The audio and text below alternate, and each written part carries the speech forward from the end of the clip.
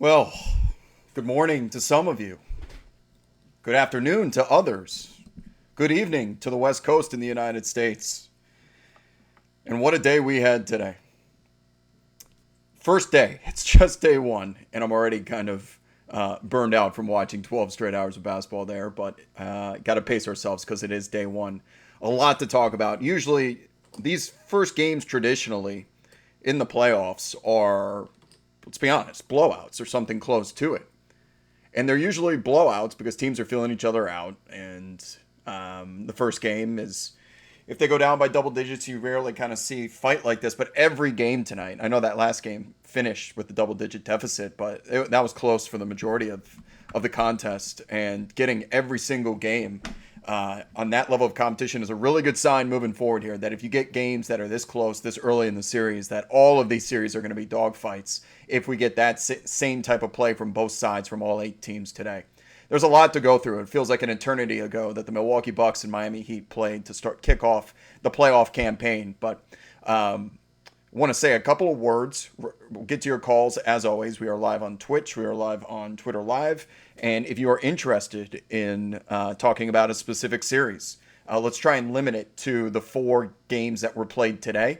Because if we do this again tomorrow, we can recap the games as opposed to looking forward to those games. I'd rather just react to them. So we had 4 games today. What I will say about the Miami Heat Milwaukee Bucks game, just to lead things off here. Again, if you're on Twitter Spaces, I'll get to your calls. You know the drill by now. I spin the roulette wheel and I'll pick a number just based on where you are in the request queue. And I probably should have put the tweet out that we're live. There we go. Okay, there we go. Bucks Heat. If you're a Bucks fan and you're a Heat fan, you're both probably feeling happy. And that's weird to say because one team had to lose, right? There are no ties like there are in soccer. There are no ties like there are in hockey. How could the Miami Heat be happy? The Miami Heat are happy because they took this game to overtime today. They took this game to overtime in which Jimmy Butler, just so I get the number correct here, Jimmy Butler goes 4 of 22 from the field. 4 of 22.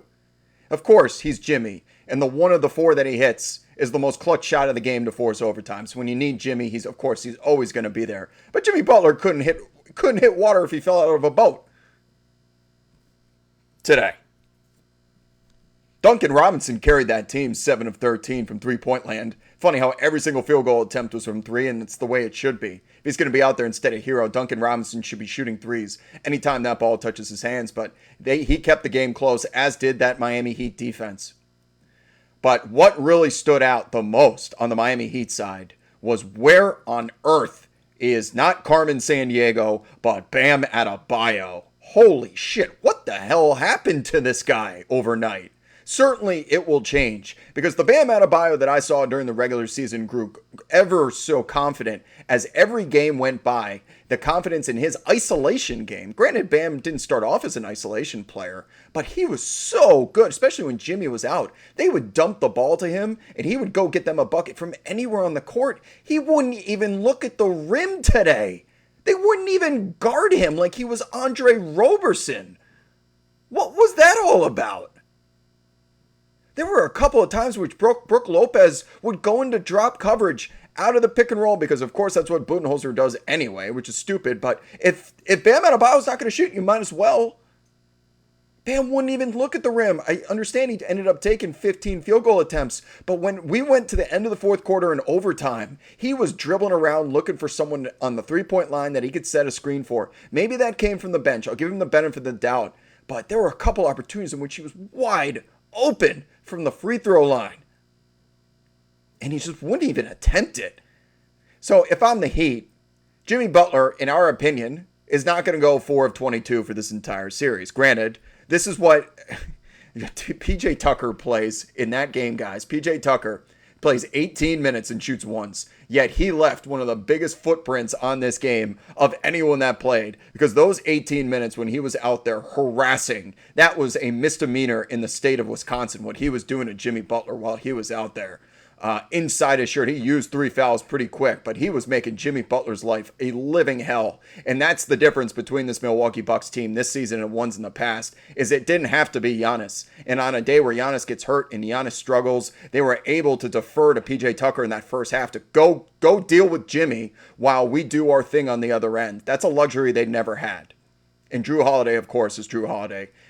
He's the best two-way point guard, including defense, probably in the NBA, as a lot of players have attested to.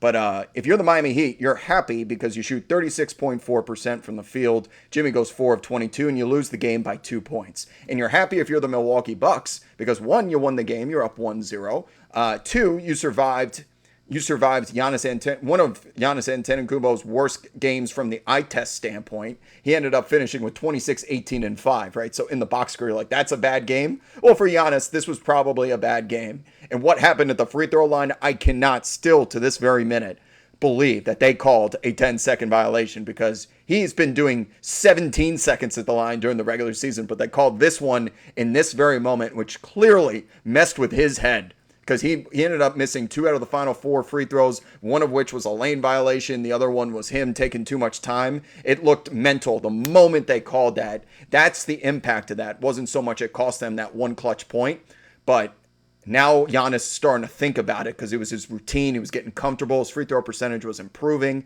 And now all of a sudden, he's got to be thinking about, is the timer going to go off? And it's in the back of his head for the remainder of the playoffs. But with that set aside, the Bucks survive a poor Giannis game for Giannis. And they shoot 5 of 31 from three-point land today for 16%. For this Bucks team that has lived and died by the three, for them not to die in this game, shooting 16%, that's a win. It's a win on paper because they won the game, but it's also a win that you survived a shooting performance that poor from three-point land where you guys have thrived all season. So both teams got to feel pretty good, but watching that game back, how do you not like the Miami Heat, the way that they force you to play their game? They only got 31. They only got 31 three-point attempts up. The Milwaukee Bucks, the team that wants to get up 50, while the Heat got up 50 themselves, guys. They got 50 three-point attempts up today, and they made 20 of them. They held the Bucks to 31. They are always going to shell defense you to death. They're going to shell defense Giannis into the paint, force the drive and kick, and then when they have Iguodala, when they have Trevor Ariza, Bam Adebayo, and Jimmy Butler, and guys that can scramble and get out to the perimeter to make sure they can't get shots up, that's why I think this is going 7 games. The Bucks will ultimately squeak out, but this is a 7-game series written all over it. Let's move on, and I'll continue again to take. I will take your calls. Just want to say a couple of things also about Mavericks versus Clippers. We are at the point now with Luka Doncic that we know he's a star and we know he's an MVP candidate. We know he's an all-star, but those are all regular season accolades, right?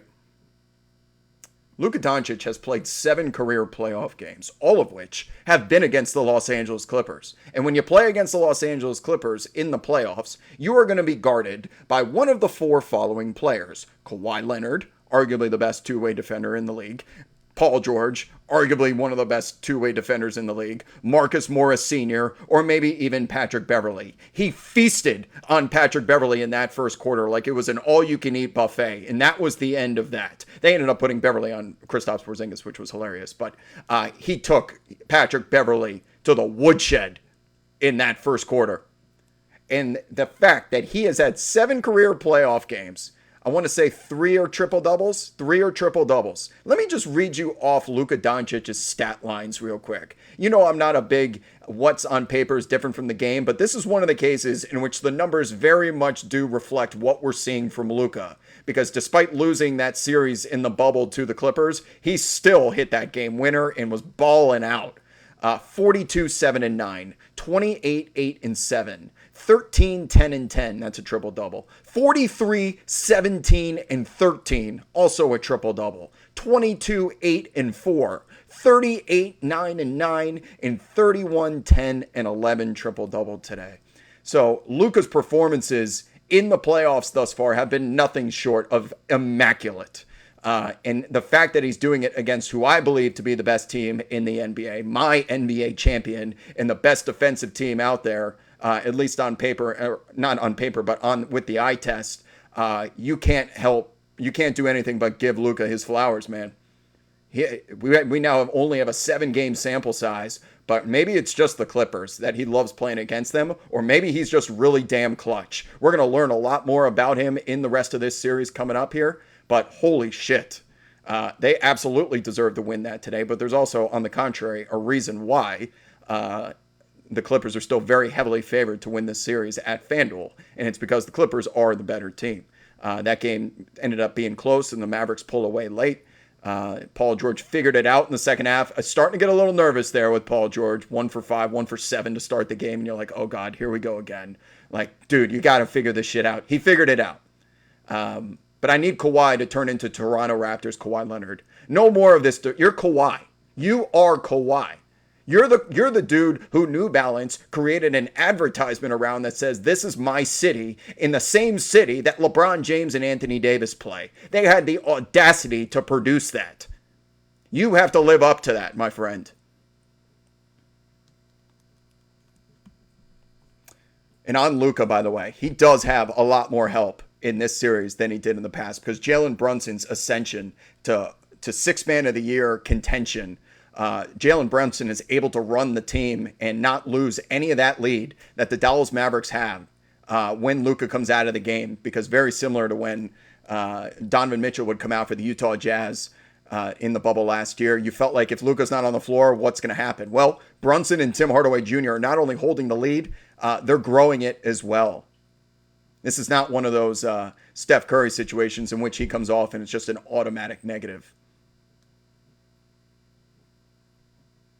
There is no excuse, by the way, for Luka or Steph Curry, especially, I hate to bring it up again, but when LeBron took Matthew Dellavedova and Jamario Moon to the finals, you want to be considered an all-time great if you're Luka Doncic or you're Steph Curry. I don't care who's around you. You just have to find a way to get it done.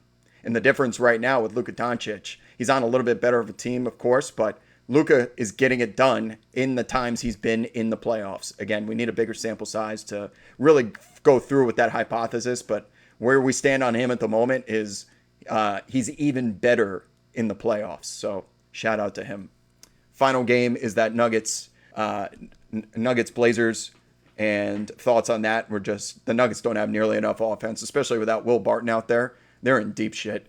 You've got 3 guys on the Portland Trail Blazers. You remember the scene from Castaway when he figures out how to make fire and he's standing above it and, look what I have created. I have made fire. You have 3 guys on that team that can make fire instantly. And sometimes the only way to put it out is to make it rain. And the only guy out there making it rain for Denver is Nikola Jokic. Michael Porter Jr. is doing his part, and he is clearly on a fast track to become a star in this league, because you figure when Jamal Murray goes down, well, there goes the offense. Michael Porter Jr.'s usage is up, his efficiency is up, and he is ready to be that Robin role for wherever he ends up in the future. Michael Porter Jr., 12 of 21 tonight, despite being 1 of 10 from 3. And that's still impressive to me, because you look at that box score and you're like, he shot like shit. Well, he shot like shit, but when he was not making his threes, he was able to get inside the three-point line and use other parts of his game. It's not just the three-pointer and the pretty-looking jump shot. And he had the best plus-minus of any of the starters out there at -6. So Porter Jr. was awesome. Nikola Jokic just fucking emptied the clip of every move in the first quarter, but they don't have enough offense, especially when Carmelo Anthony flashes back to 2009. CJ McCollum and Damian Lillard were on one tonight, and you're going to have to outscore the Blazers. And you can't do that. The Nuggets don't have that capability without Gary Harris, without Will Barton, and Aaron Gordon's. Ever since Jamal Murray went down, Aaron Gordon is MIA, my friends. That's a lot of me talking. Let's go to the phone line, shall we? Do I have the wheel? Let's see.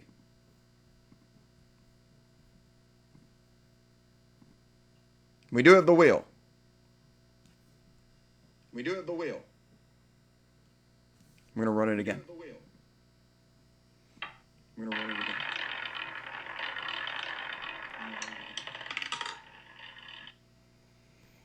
All right. First of the night, 32. So I'm going to count off 32 here and pick that person. 1, 2, 3. How many per row here? 1, 2, 3, 4, 5, 6. So 1, 2, 3, 4, 5. All right. Here we go. Blazers Worldwide, number 32. What's going on? Welcome in. Once you connect. Hello? What's up, dude? Welcome in. Holy shit, I made it. Oh my god. I wish you understood, but can I just talk about Damian Lillard? Please go off, my friend. Oh my god. Dude, this guy, he's given our franchise a spark. I mean, like, he's made the playoffs every year besides his rookie year. He just, oh my god. If CJ could make a shot, like, more than, like, 3 times a game, we could go to the finals. I mean, I'm just saying. That's a roller coaster. That's a roller coaster of emotion because it was only a couple of weeks ago for these Blazers that we can't stop anybody. And a lot of these things are still very much true. The Blazers are on this roller coaster of sometimes when they're on fire, it feels like you could beat anybody, any team assembled on earth, including the dream team. And that may honestly be true if Damian Lillard and those guys are on. But when I watch Nikola Jokic just work out Enes Kanter, if Nurkic isn't on the floor, I still worry about the Trailblazers' ability to stop a team with significant big men that can just wear out Kanter at the rim. So it's always going to be the Blazers want to play games in the 120s and 130s. And when you get a game like tonight, I'm with you, dude. Like, of course, they can beat anybody. They need to find this like happy balance in which if Dame doesn't have it, then how do we win the game? You know what I mean? They did start to figure it out there a little bit with Covington on the defensive side and Powell and Derrick Jones Jr. Like, we get them out there and we could play a little bit more of defense, but there is such a heavy relying on Jusuf Nurkic to clear the possessions on the defensive side because they leak out and they're instructed to. McCollum and Lillard, they're gone. There is no Russell Westbrook like crashing the glass on the defensive side. Those guys are leaking out because they want to run a secondary break and get them out in transition is what they do best, right? So they just need to continue to be able to play the style that they want. And it's going to more pressure on Nurkic on the defensive side, in my opinion, than there is on Lillard on offense. Because without Nurkic clearing the possessions, Lillard won't even have a chance to keep the game close.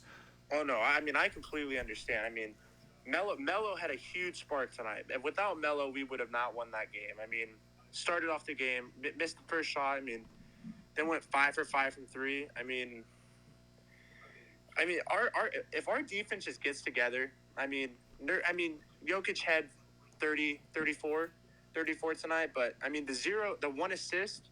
I mean Michael Porter Jr. shooting 1 for 10 from 3, and they weren't open looks; they were all contested. I mean, yeah, they did a great job tonight. What I want from the Blazers, which they haven't proved this season, despite being 12 games over 500, is the consistency.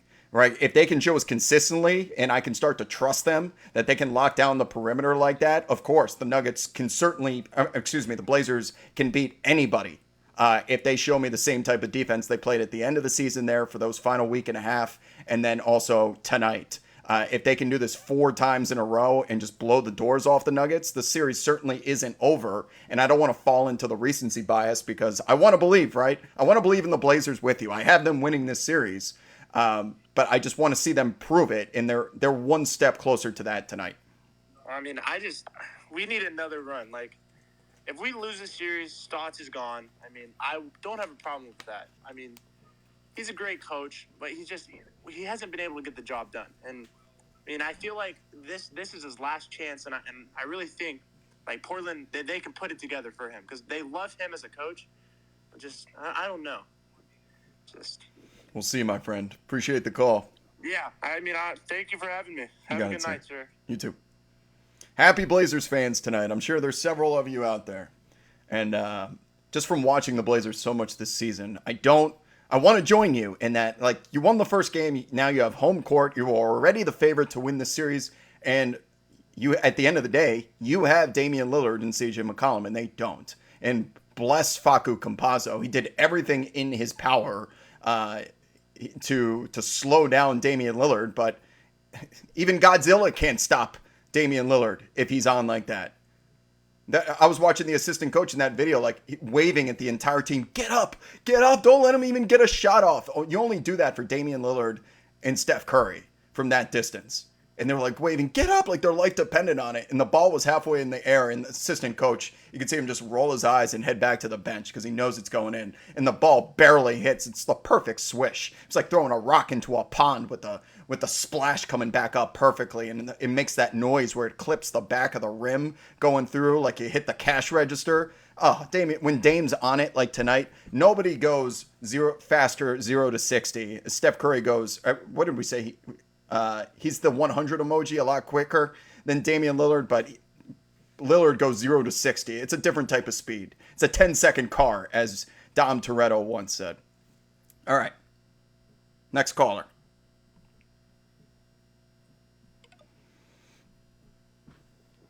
$32 on the bottom. PB Emmanuel. What's up, PB?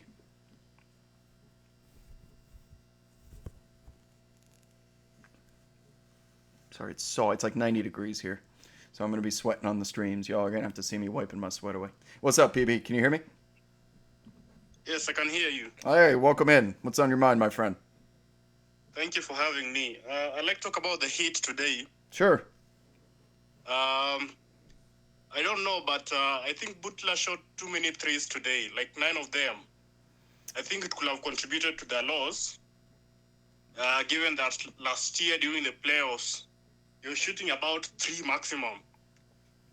This is correct. So Jimmy Butler is not known for shooting threes, and he even says it himself. He'd certainly prefer not to. But if my memory serves me correct, a lot of those threes, I would say it felt like at least half of those were in situations in which he didn't have any other choice. I know he took a couple because one was like kind of a heat check, and he was demanding the ball. But when he got the ball, there was like 5 seconds left on the shot clock. So I'm gonna say he probably took 4 of those willingly. And that's enough for him because he's not a great three-point shooter, nor has he ever been. But of course, if Jimmy Butler ends up with 9 3-pointers, regardless of how they happen, that's not good. That's not efficient basketball. And that's why he probably went 4 of 22. That's not his game. It's never been his game. But if I trust anyone to figure it out, of course, it's Spoelstra to make the necessary business pivots for game 2. Butler wants to live at the free throw line. He wants to live down on the block and taking advantage of mismatches and hitting that patented step back from about 12 feet away, right? So there was a reason why, and it's because the Milwaukee Bucks have so much length out there between Giannis, PJ Tucker, Chris Middleton. Sometimes Jimmy Butler would even get a Drew Holiday on a switch. And I got to give props to DiVincenzo as well, even though he didn't shoot that many times. He took 5 total attempts today. DiVincenzo is out there because of his defense. And they got 5 guys who can make your life a living hell. So when your life is a living hell, what's usually the result is the shot clock starts to get really low and you got to take shots which you're probably not comfortable with. As we saw a lot of that today, at least in my opinion. Maybe you think differently. Oh, and he dropped. Okay. Fair enough. Spin the wheel one more time, shall we? We'll get a number here and just work it out.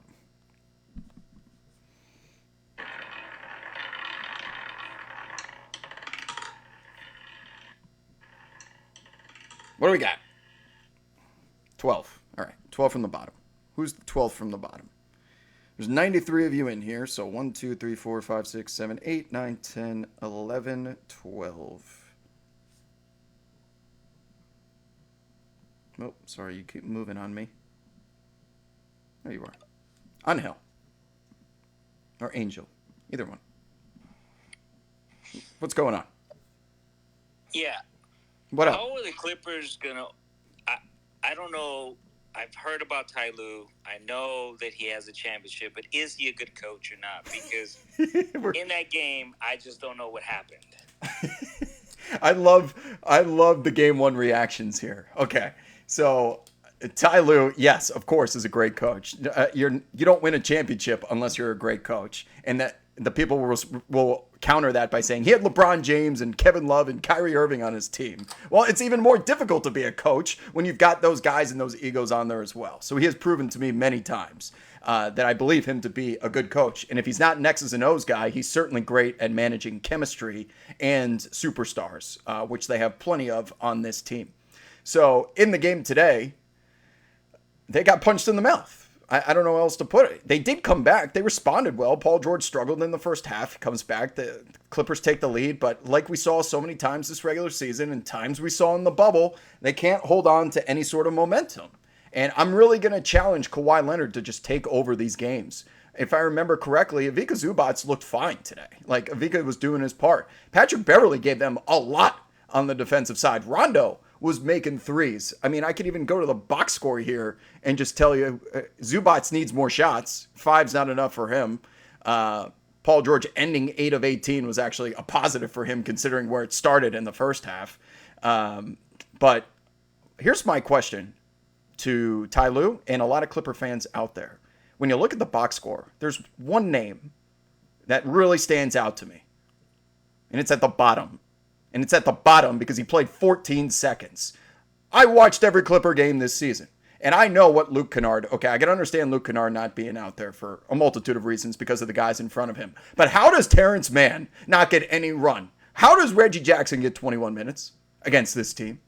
How does Terrence Mann, a phenomenal two-way combo guard that can give you defense, it can give you the creating ability that Reggie Jackson couldn't today. Reggie Jackson, 1 of 6, 0 of 3 from three-point land. He didn't have it. And if Reggie Jackson doesn't have it, you have to take him out because Reggie Jackson always thinks he's got a green light. That's just the way he's wired. Okay, that's the way he's gotten paid in the past. And you just have to pull the plug on them, otherwise they just don't turn off. So if I see that Ty Lue continues to give Reggie Jackson 20 to 25 minutes when he doesn't have it, when you have a guy in Terrence Mann that doesn't need the ball in his hands to be super efficient like he was during the regular season, Terrence Mann's ability and all the production that he gave this team when either Paul George or Kawhi Leonard was out was in a complementary role. He can also guard anybody on the other team and give you 6 fouls and give you good minutes. I want him a part of that rotation. Okay, Nick Batum certainly earned all of those 32 minutes. Ivica Zubac needs to play more than 19. But Terrence Mann needs to be a part of this rotation. Otherwise, what Terrence Mann were we watching during the regular year? Exactly, Rob. So how does that not fall on Ty Lue? Because, how does that not fall on the coaching? Because it's just one game.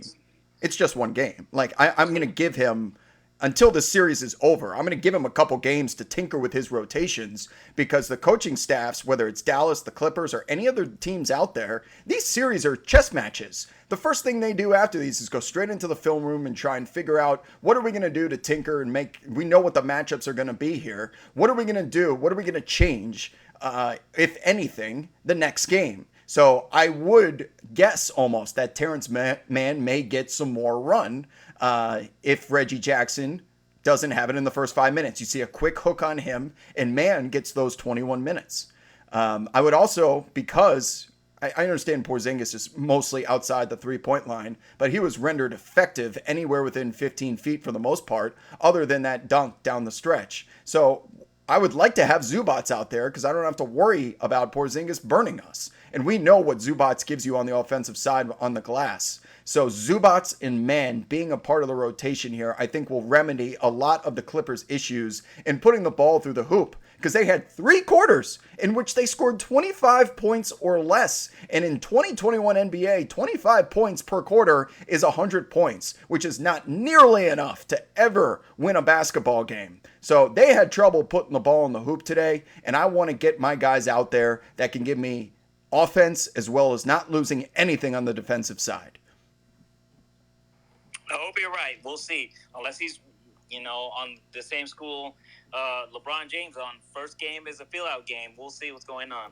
I would believe that to be true. I think the first game, no matter if you win, lose, get blown out, or do the blowing out, it's a feeling out process, and you're not going to see the official. This is the lineup. These are the plays. This is the philosophy that we have. Probably until we go to Dallas for Game 3, because it's a completely different atmosphere there, and things are going to change. The crowd's involved. It's different. Until you get to about Game 4, Game 5, these two teams truly don't know each other. But when they do, usually talent rises above all, which is why the Clippers, again, are still very heavily favored to win this series, despite being down 0-1 and losing home court. I would give Ty Lue one more game here before you kind of start.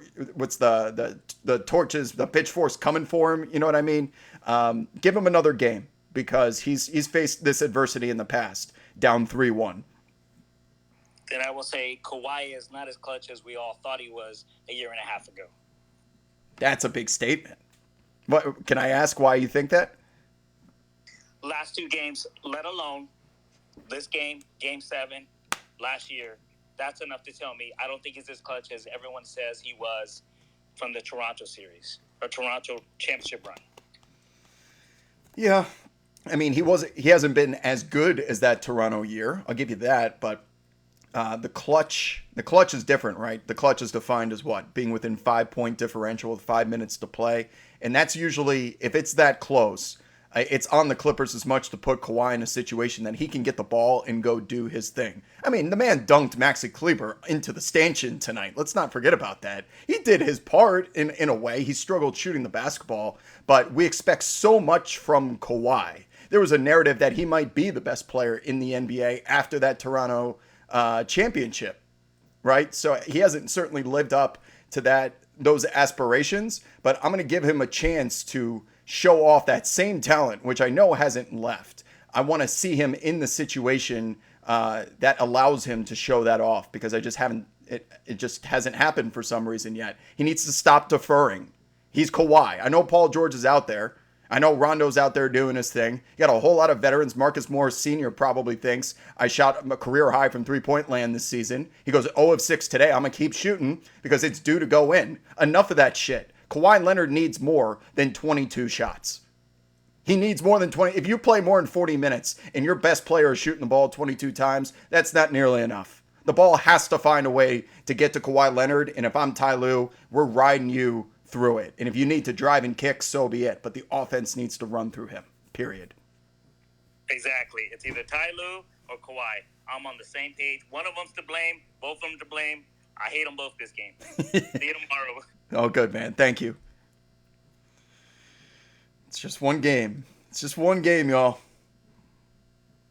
I will not lose as someone that just put a whole lot of social clout in stock, buying Clippers stock. I'm going to look pretty freaking stupid if the Clippers end up getting knocked out of the first round. So I'm as much of a Clippers fan as anybody right now. I'm not losing a minute of sleep. Not a minute. I picked the Clippers in 6, which means the Mavericks have to win 2 games for my prediction to be correct. So they're just halfway there. Well, everyone pump the brakes. This is not March Madness.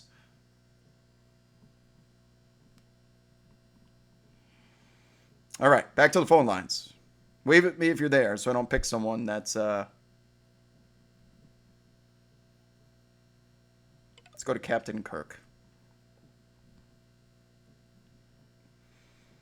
Captain Kirk.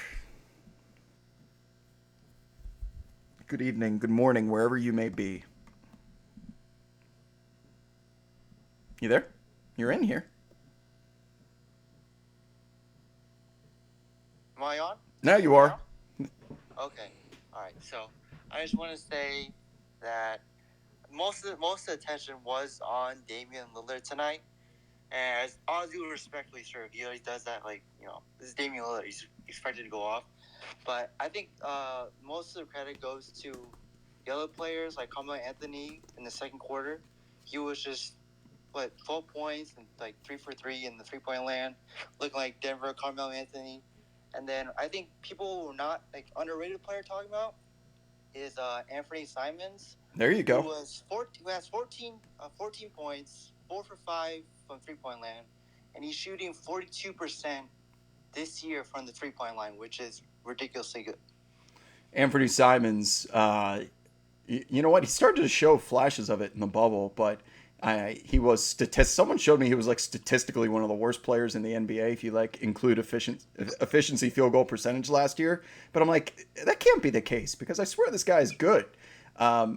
If they put him in situations in which he can catch and shoot, he's going to do exactly what he did tonight. He's going to go 4 or 5 from 3-point land, because he is wet as shit from the 3-point line when he's wide open. I don't need him putting the ball on the floor and trying to create and do things right now, because the Blazers have plenty of offense. That's not the problem here. But but he played really well tonight. And if Simons can stick to his role, being one of the 8 guys, because the Trailblazers only had an 8-man rotation tonight, we're seeing a whole lot of 9, 10, even 11-man rotations in these game ones. Stotts stuck with his guys that he's probably going to run with. There was no Derek Jones Jr., there was no Rondé Hollis Jefferson, no Nasir Little, no Harry Giles. It was Carmelo, Canner, and Simons off the bench. And in 23 minutes, Simons gives you a +6.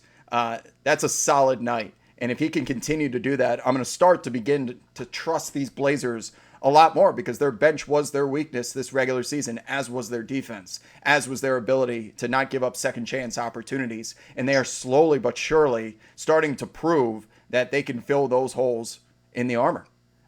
This is a 7-game series, so that the narrative certainly may change moving forward here, but Simons did a great job of spelling Damian Lillard and McCollum. McCollum only played 36 minutes, by the way. Damian Lillard only played 40, which means he sat for 8. That's 2 4-minute stints in the playoffs. That's a long time to sit in the playoffs. So if you give them those minutes and you're net positive, the Blazers are going to win the series, period. Oh yeah, for sure. Like in the playoffs, the bench, like your bench, it's all about like the best players are getting enough attention. So like your bench players have to step up and fill the role. That's what makes championship teams because like they have other players on the bench to step up when their best players are getting attention or not getting off.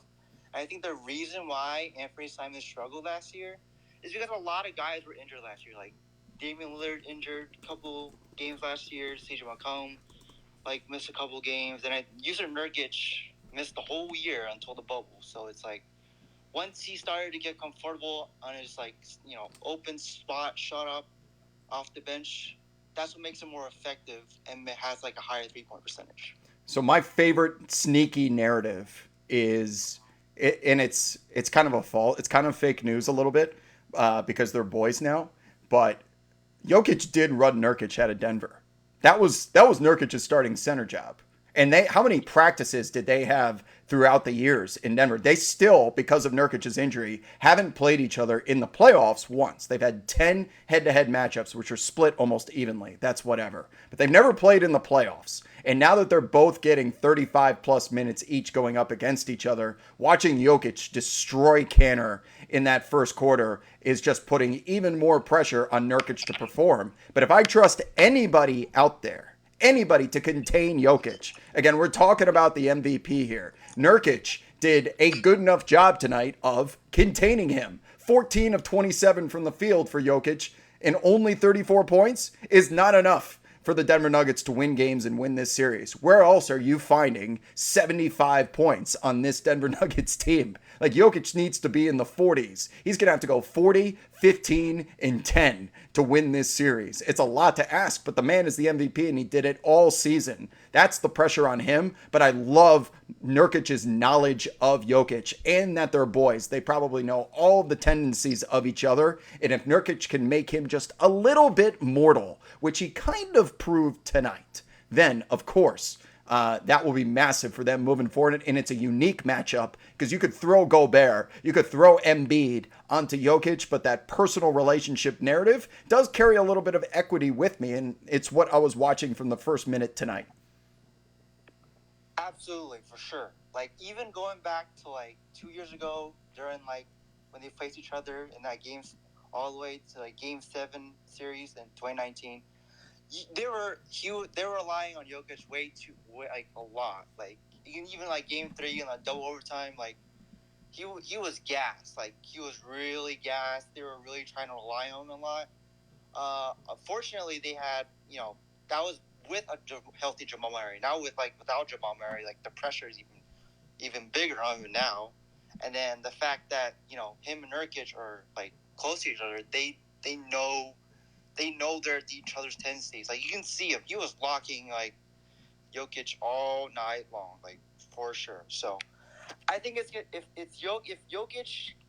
the Nuggets are gonna win this series, as you said, Jokic needs to 34, at the minimum. It's the minimum for each game, because without Jamal Murray, they're gonna rely heavily on him. So Captain Kirk, appreciate the call, man. All right, man. Thank you.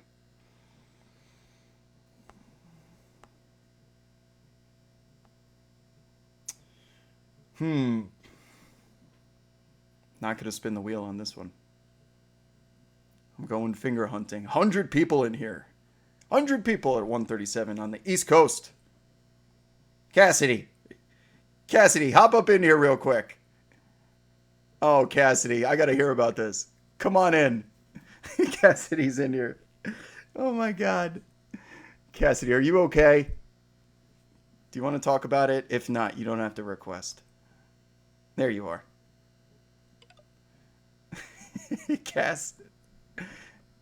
Can you hear me? I can. Yes. Oh my God. Are you kidding me? That was amazing. I love Michael Malone.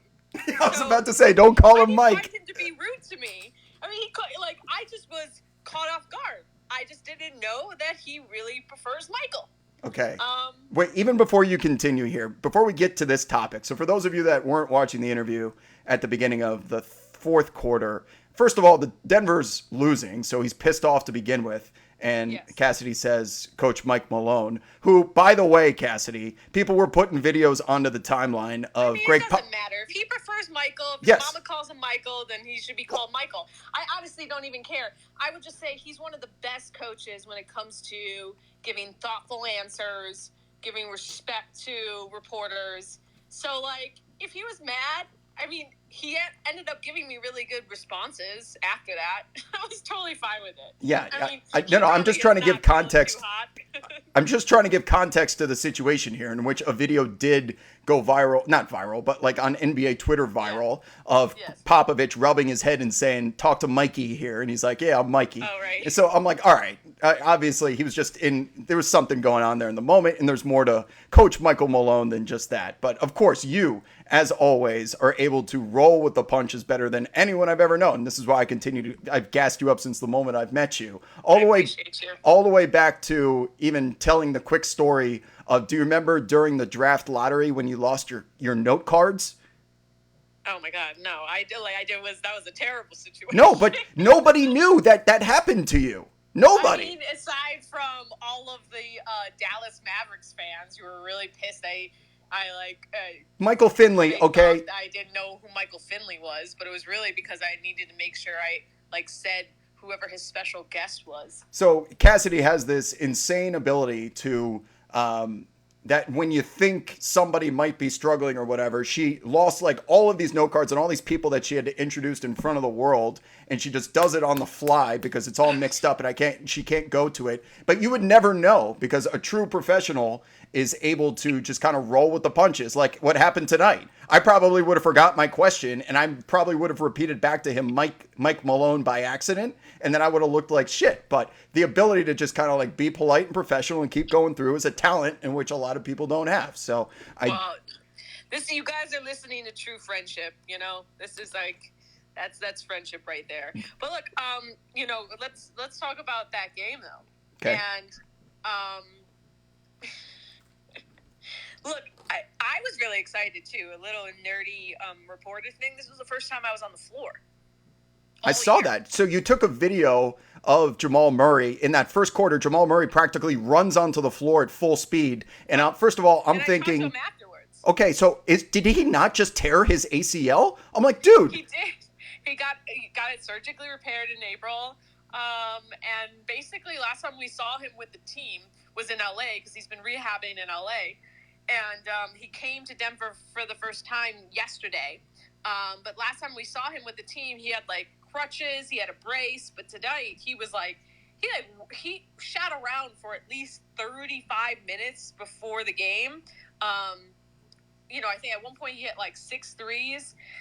I go, you seem to be pretty healed. He goes, it was adrenaline. I go, well, go and ice that bad boy because he was crouched down on the sidelines. He did not sit down. He didn't sit down, and you could just feel the FOMO he had. I felt really bad. So we are 1 month into his recovery. He's crouching with someone with an ACL tear. I don't know if I'm not a doctor, and I'm certainly not his physical physician, physical training physician, but he looked pretty spry for someone that just had major surgery on his knee. Seriously. That was impressive ability, and he was over there when Jokic had a drop step on Kanter the second time. He ran onto the floor just to run onto the floor to put his hand on the wood to signal that you're too small. So he was taunting. Like, I know. Oh, he was in it. He was like, I mean, look, think about it. Think about the performance he had in the bubble last year, and now he's watching these playoffs from the sidelines. Like, you know, knowing that it was pretty apparent. His scoring is what was missing tonight. Yeah, they desperately need him. You could see how important he is, obviously, because he's a great player and his playmaking ability. And Facu can only give you so much compared to Jamal. The one good thing is Jamal Murray's absence has really just elevated Michael Porter Jr. to a level of extreme wow. I understand that he was 1 of 10 from three-point land tonight, but he really kept them in it for a long time. He's creating for his teammates. He's initiating the offense, and he's scoring. And oh, by the way, what he wanted. This is what he wanted. So I sat down with him yesterday. Part of it ran today, but like I sat down with him for like 15 minutes. We talked about a whole lot, including him calling out the play calling last year in the Clippers series. And I asked him, you know, if he regrets that at all. And he goes, you know, I was a young guy, still am. I make mistakes. I wouldn't necessarily say I regret it, but I probably should have kept it in-house for chemistry concerns and whatnot. But it has been nice seeing people basically like on the internet say, well, he was right. But, you know, I'm glad that he's shown some growth. But this guy, I mean, he's like everyone who scouts Michael Porter Jr. and he's been on the scene for a long time. Like he said to me as well about like his injuries, he thinks is a blessing because he feels like from 8th grade when he was first ranked to being, you know, ranked number 1 in high school, like he felt like, you know, the game was coming so easy to him that he was like taking the elevator to success and had never experienced any hardship. And, you know, those injuries have allowed him to kind of really understand that it could be taken away from you. And he's actually said that he's really good friends with Brandon Roy, surprisingly. Interesting. I know, right? And how Brandon Roy has been, you know, a huge influence in his life, kind of telling him, you know, to just when you're out there to make sure you take advantage of every moment. I just feel like I just loved hearing Brandon Roy's name, especially from a 21-year-old, just because like I just feel like Brandon Roy is just one of those guys who had a career of like one of the greatest what-ifs careers in NBA history. Yeah, so that means Brandon Roy, Michael Porter Jr. was probably just getting into his teenage years when Brandon Roy was doing his thing, if I line up the years correctly. So you could certainly like look up to him. He was a superstar before the injuries, or at least an all-star. And you could see a lot of, now that you bring it up, you could see a lot of that Brandon Roy in his game, because Michael Porter Jr. is a lot more than just a good-looking jump shot from three-point land. He is the Did you know that people call him Baby KD? Yeah, kind of.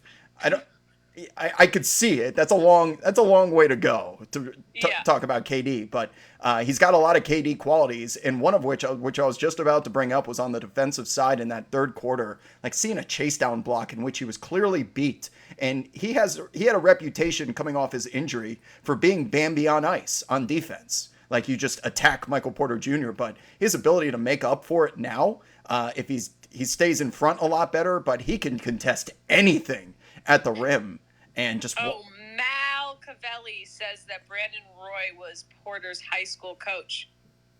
I forgot that he coached in high school. I mean, is that true? Well, you learn something every day, because I did not know that. That's something that that is the, like, where is Brandon Roy right now? Someone just DM'd me. Brandon Roy was Michael Porter Jr.'s high school coach here in Seattle. That's why they're so close. So there's your reason. That's an interesting connection, given that they're playing the Blazers. Yeah. Anyways, I'm sure people want more recent conversation. Let you continue to talk to these other people. I'm going to go take off my makeup. And it was a pleasure talking to you, my dear friend. Are you there for another game? No. So the way that it works, like in the early rounds, we divide up days between Turner and ESPN. So basically, Turner has the next 3 games for this series. I still don't know what game I have next weekend. And did they not let you know? Because I saw your Instagram story. Did they not let you know you were going to Denver because you were almost late for your flight? No, it was because I had those 2 interviews yesterday. I had Dame and I had Michael Porter Jr. and we were trying, and I had to time it out to get Dame before practice and yada yada yada. And so they showed it on the pregame show. It was like a 10-minute segment with you and Porter. Yeah, I'm telling you, I'm hoping that we get it cut because I sat down with him for like 20 minutes. And he gave a lot of good stuff. He talked about KD a lot too. He was like geeking over KD and being his hero. Well, he said he models his game after him. Yeah. And he does in a lot of ways. So it's good to have KD as your inspiration, and it's good to have Brandon Roy as a coach and your father involved with the league. Like everything's going right for him. No, it's why he has a lot of confidence, and I mean, look, he's gonna have to be a big time star for them to take down these Blazers right now, in my opinion. Well, how about that analysis? I'm going to leave you with that nugget. Oh, nice pun. I didn't even know I did that. Okay, bye. You did. See ya. Okay, bye. Oh, wow. She just dumped me. Oh, man. Too many stories. Again, Cass has she's too humble to admit it herself, but there have been too many times that I've known her that something would go wrong. Either technically a producer in the ear can't hear something, you just got to wing it. And she's always come through. That's why she was my absolute first choice to be a co-host on the show we did a couple of years ago. Doesn't get better than that. Really doesn't. Good job, Cass. Good job all around. Okay, bye. You can. Anybody else out there?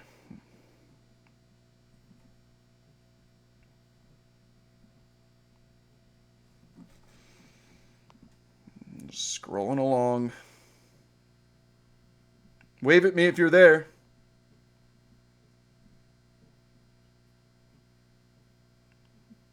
I saw you. See? That's how it works. You wave at me, I see you, and you get in. Good timing. Respect my 40. What's up? What's good, man? Just hanging out, man. What's good with you? Man, the Memphis Grizzlies. Oh, yeah. That's what I'm here to talk about. Oh, yeah. We could talk about it. Ja Morant. Can I just say real quick that I don't know if I gave him the proper due when we spoke last night and what he did, but after watching the game back last night, I was really harping on his efficiency, and people were throwing the field goal percentages at me like anyone that shoots that many times is going to score that many points, but I was looking at it down the stretch, and he really didn't turn the ball over at all, ever, in almost 50 minutes played. And when you hit the 2 clutch shots, that was really an ascension to a level of stardom, regardless of what that box score statistic said. Thoroughly, even more impressed on the watch back with the way he was able to close out that game against a Steph Curry, nonetheless. Yeah, I mean, like, it's the game on the line. I mean, forget efficiency, really. I mean, what did Kobe score in his last game? 60 points off of 50 shots? Right. So maybe I should have specified a little bit more, just that he didn't turn the ball over. Not so much shooting efficiency, but just not even allowing the Warriors to get out in transition, which is where they thrive, getting Steph Curry in a trail 3 or something. And Morant just never turning the ball over, just gave the Grizzlies so many opportunities to get either free throws, to run an offense, do all the above. And it took the watch back for it really to hit me and how good he was at being a quarterback is what it felt like, to be honest. It felt more than a point guard. It felt like he was running an entire offense with 11 guys out there calling plays like that, which is what every point guard is supposed to do. But in a pressure situation in your second year, this quick, I mean, he talks the talk. I mean, he certainly walked the walk.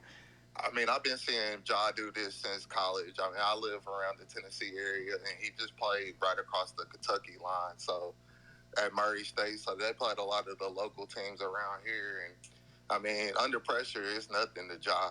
Honestly, I mean, it just comes with the nature. He's kind of like a Chris Paul.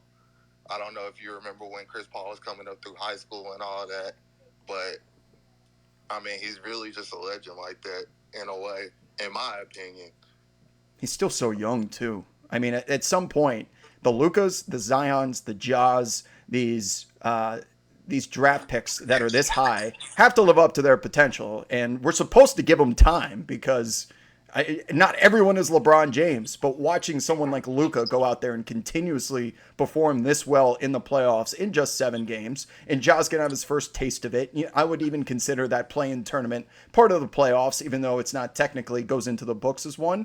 Watching them do this soon in their career it's not unprecedented, but it's happening a lot more than it used to in the past. Second year players should not be make veterans on the other side look foolish. You know what I mean? Yeah, I understand. I mean, really, it's credit to Coach Jenkins as well. I mean, it's been a very frustrating season, honestly, as a Grizzlies fan, because we question him on rotations a lot. Of course, it's kind of been a COVID season. We were one of the teams that missed complete games, actually, right before the All-Star break. So, and then, of course, Jaren Jackson being out. So, rotations has been tough. But Jenkins, I think he's kind of got it together.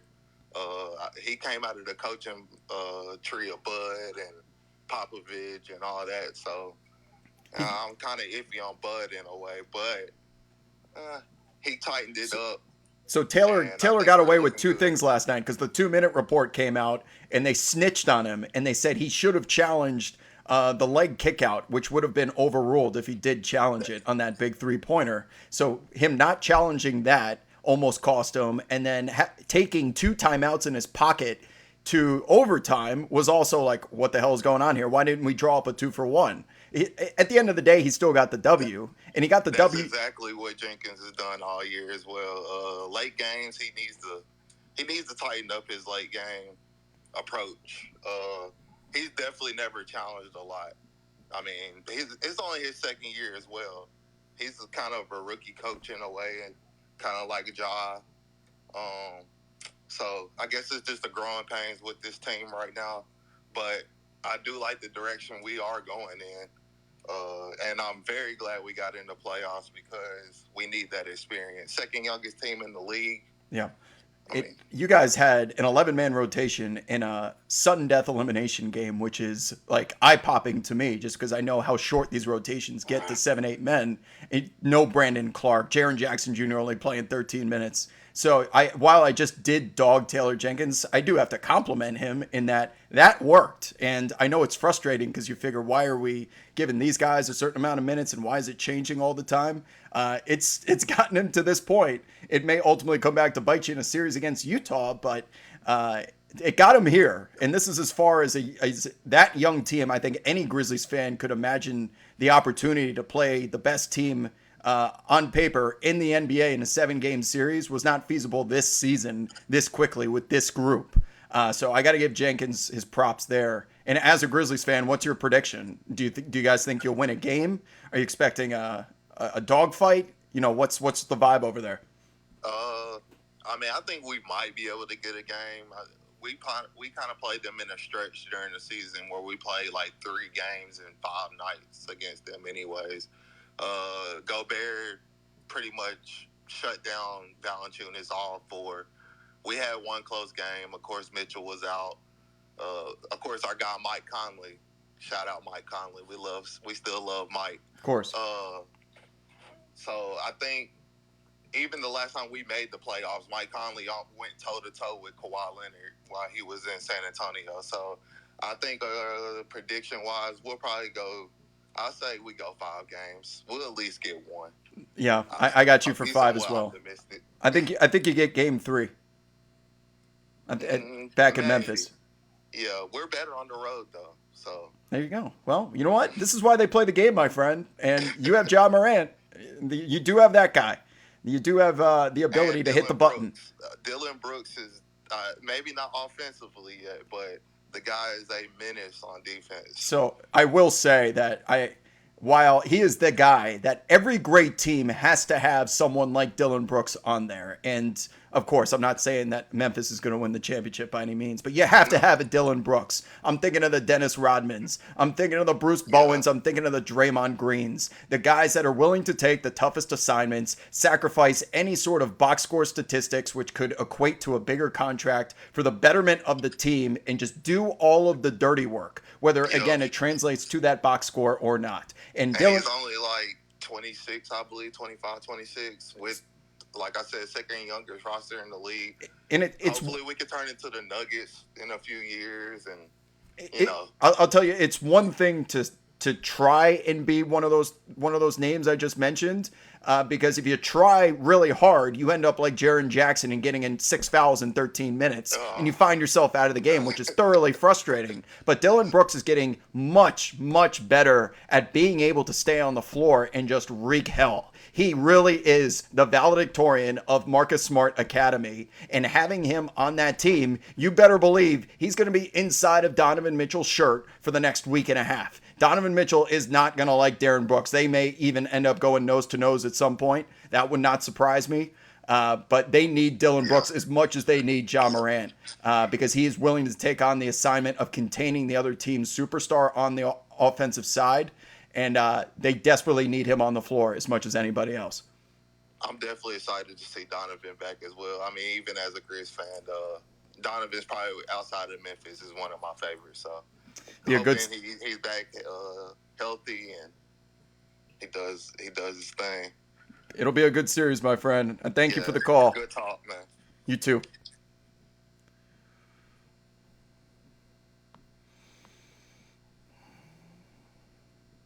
Anybody else out there creeping?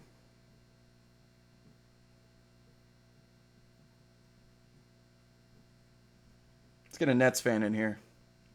We have not talked about the Death Star yet. I'm going to let a Nets fan in here. Mahir. Now, this series is going to be a sweep. I mean, I'm trying to get as many jokes off as I could before this series gets out of hand, but they have so much firepower, man. Jesus. Even when they were down like 15, you just knew. You get the same vibes from the Nets that you did from the Death Lineup Warriors. You go to the bathroom down 15, you come out and they're up 7. That shit happens real quick. Going once, Mahir. Going twice. Sold. Sorry, I tried, Nets fans. I tried.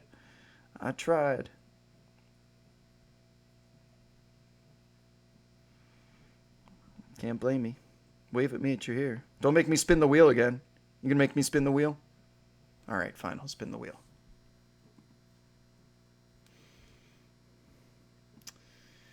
Spin the wheel so I could get a number. How about that? Spin the wheel so I could get a number. How about that?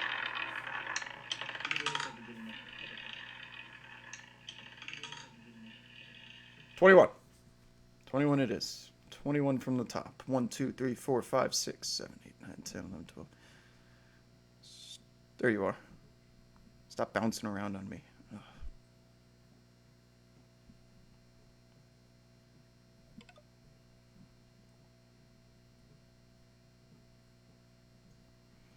What's happening? Welcome in, my friend.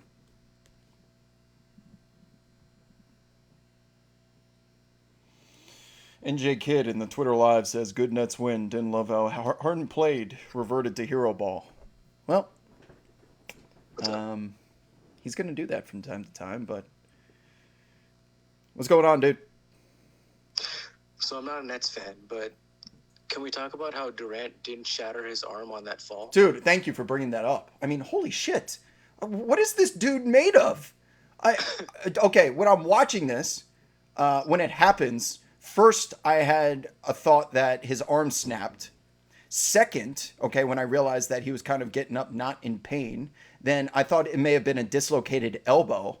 But when you watch it on the slow motion replay, it was like he intentionally landed that way because he knew that if I just fall on this shoulder, I'll just like kind of like mold into the floor or something. It was ridiculous. He fell from all the way up around the rim, and he was undercut by Marcus Smart going for the charge. And granted, it was a legal play and everything, but then when he landed, I figured if his arm was still attached to his body and not broken, I was really worried about a Gordon Hayward situation. His shoulder could have popped out because he landed right on his right shoulder, and his shoulder could be still running around the arena to this very minute.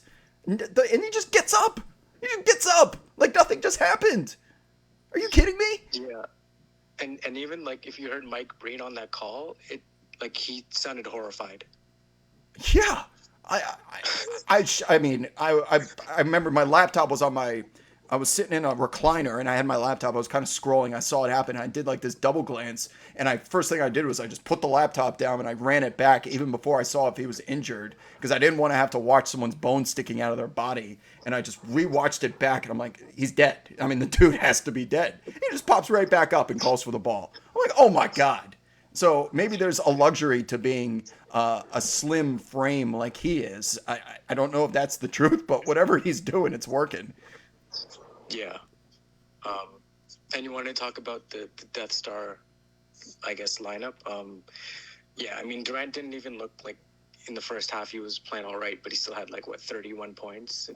Yeah, he struggled from the field in the first half, and of course he ends up with 30 plus points and 15 boards, and they didn't even score 130. You know what I mean? Usually everyone puts up 30 and 15 when you score 130, but they didn't, and Durant still got his numbers.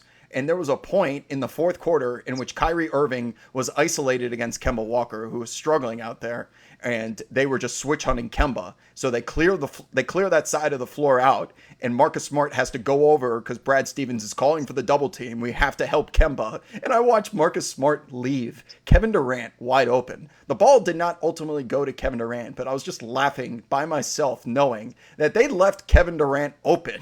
Kevin Durant, of all people, to go double team somebody else. And Harden was wide open on the skip pass, standing on the other side of the floor in the three-point line. I'm like, this team is just fucking ridiculous, man, that they could have dudes that draw double teams away from the stars who are as good, if not better than them. It's just such a plethora of options and scoring ability on that team. It's very frustrating as a Knicks fan having to watch them because they're extremely good. And it's going to take something real special to beat them 4 out of 7 times. Yeah, I hope they sweep the Celtics, and I hope the Bucks win in 6 because I want to see that matchup next. Yeah, I need to see a little bit more from the Bucks before I start believing that they can make that a series against. If it's this version of Giannis, which again he still put up his numbers and he gives you good defense, but Giannis has to be the best player on the floor for them to win a series against the Brooklyn Nets, and he certainly can be. The man is 2-time MVP, reigning Defensive Player of the Year. The ability and the talent is there, but when you run into a defense that can scheme against you and get the ball out of your hands and funnel you down into the trees, he has always struggled. He's always struggled because he doesn't have a three-point shot, which anyone respects. And then they are fouling the absolute hell out of this man. He had to go to the bench after taking that screen from Bam Adebayo. That wasn't a foul with him, the ball in his hands. But when he gets hurt and they have to ice it and heat it and put the sleeve on it, they're going to put you at the foul line for the next hour straight. So no one respects his three-point shooting ability and no one respects him at the foul line, which means he's never going to get a clean look at the rim. And granted, he is able to power through all of that. But it's going to be such a struggle for him to have to prove right now that you should be going over these screens against me. Because he's too good to do that. If you do that, he just dribbles by you and dunks from the nail on the foul line while everyone's picking up their jaws off the floor. It's just a tough balance for him that he's going to have to shoot 15 free throws a game. He's never going to get a clean look at the rim anymore after this game, in particular against Miami Heat, who are going to do that anyway. But a Brooklyn Nets team with Kevin Durant guarding him, they're going to put him at the foul line all day. And if you make one of two, we're getting 2 points at the other end against you. So you better figure out something different. And then the ball ends up out of Giannis's hands. I don't like the matchup. Even though they won those 2 games in the regular season, from what we saw in the Nets today, again, Giannis has to be the best player on the floor, period, to win that series. Yeah. All right. Thanks, Will, for the call. Yes, sir. All right. Take care.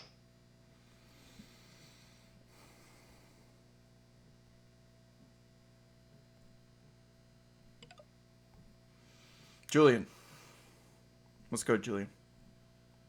What What's up, Rob? Thanks for having me on here. I'm really loving that you just brought up the Bucks because, all credit to them. Obviously, winning the first game of the series after having that horrible defeat last year against the Heat. But I wonder if the narrative is more so the Heat lost that game than the Bucks won that game.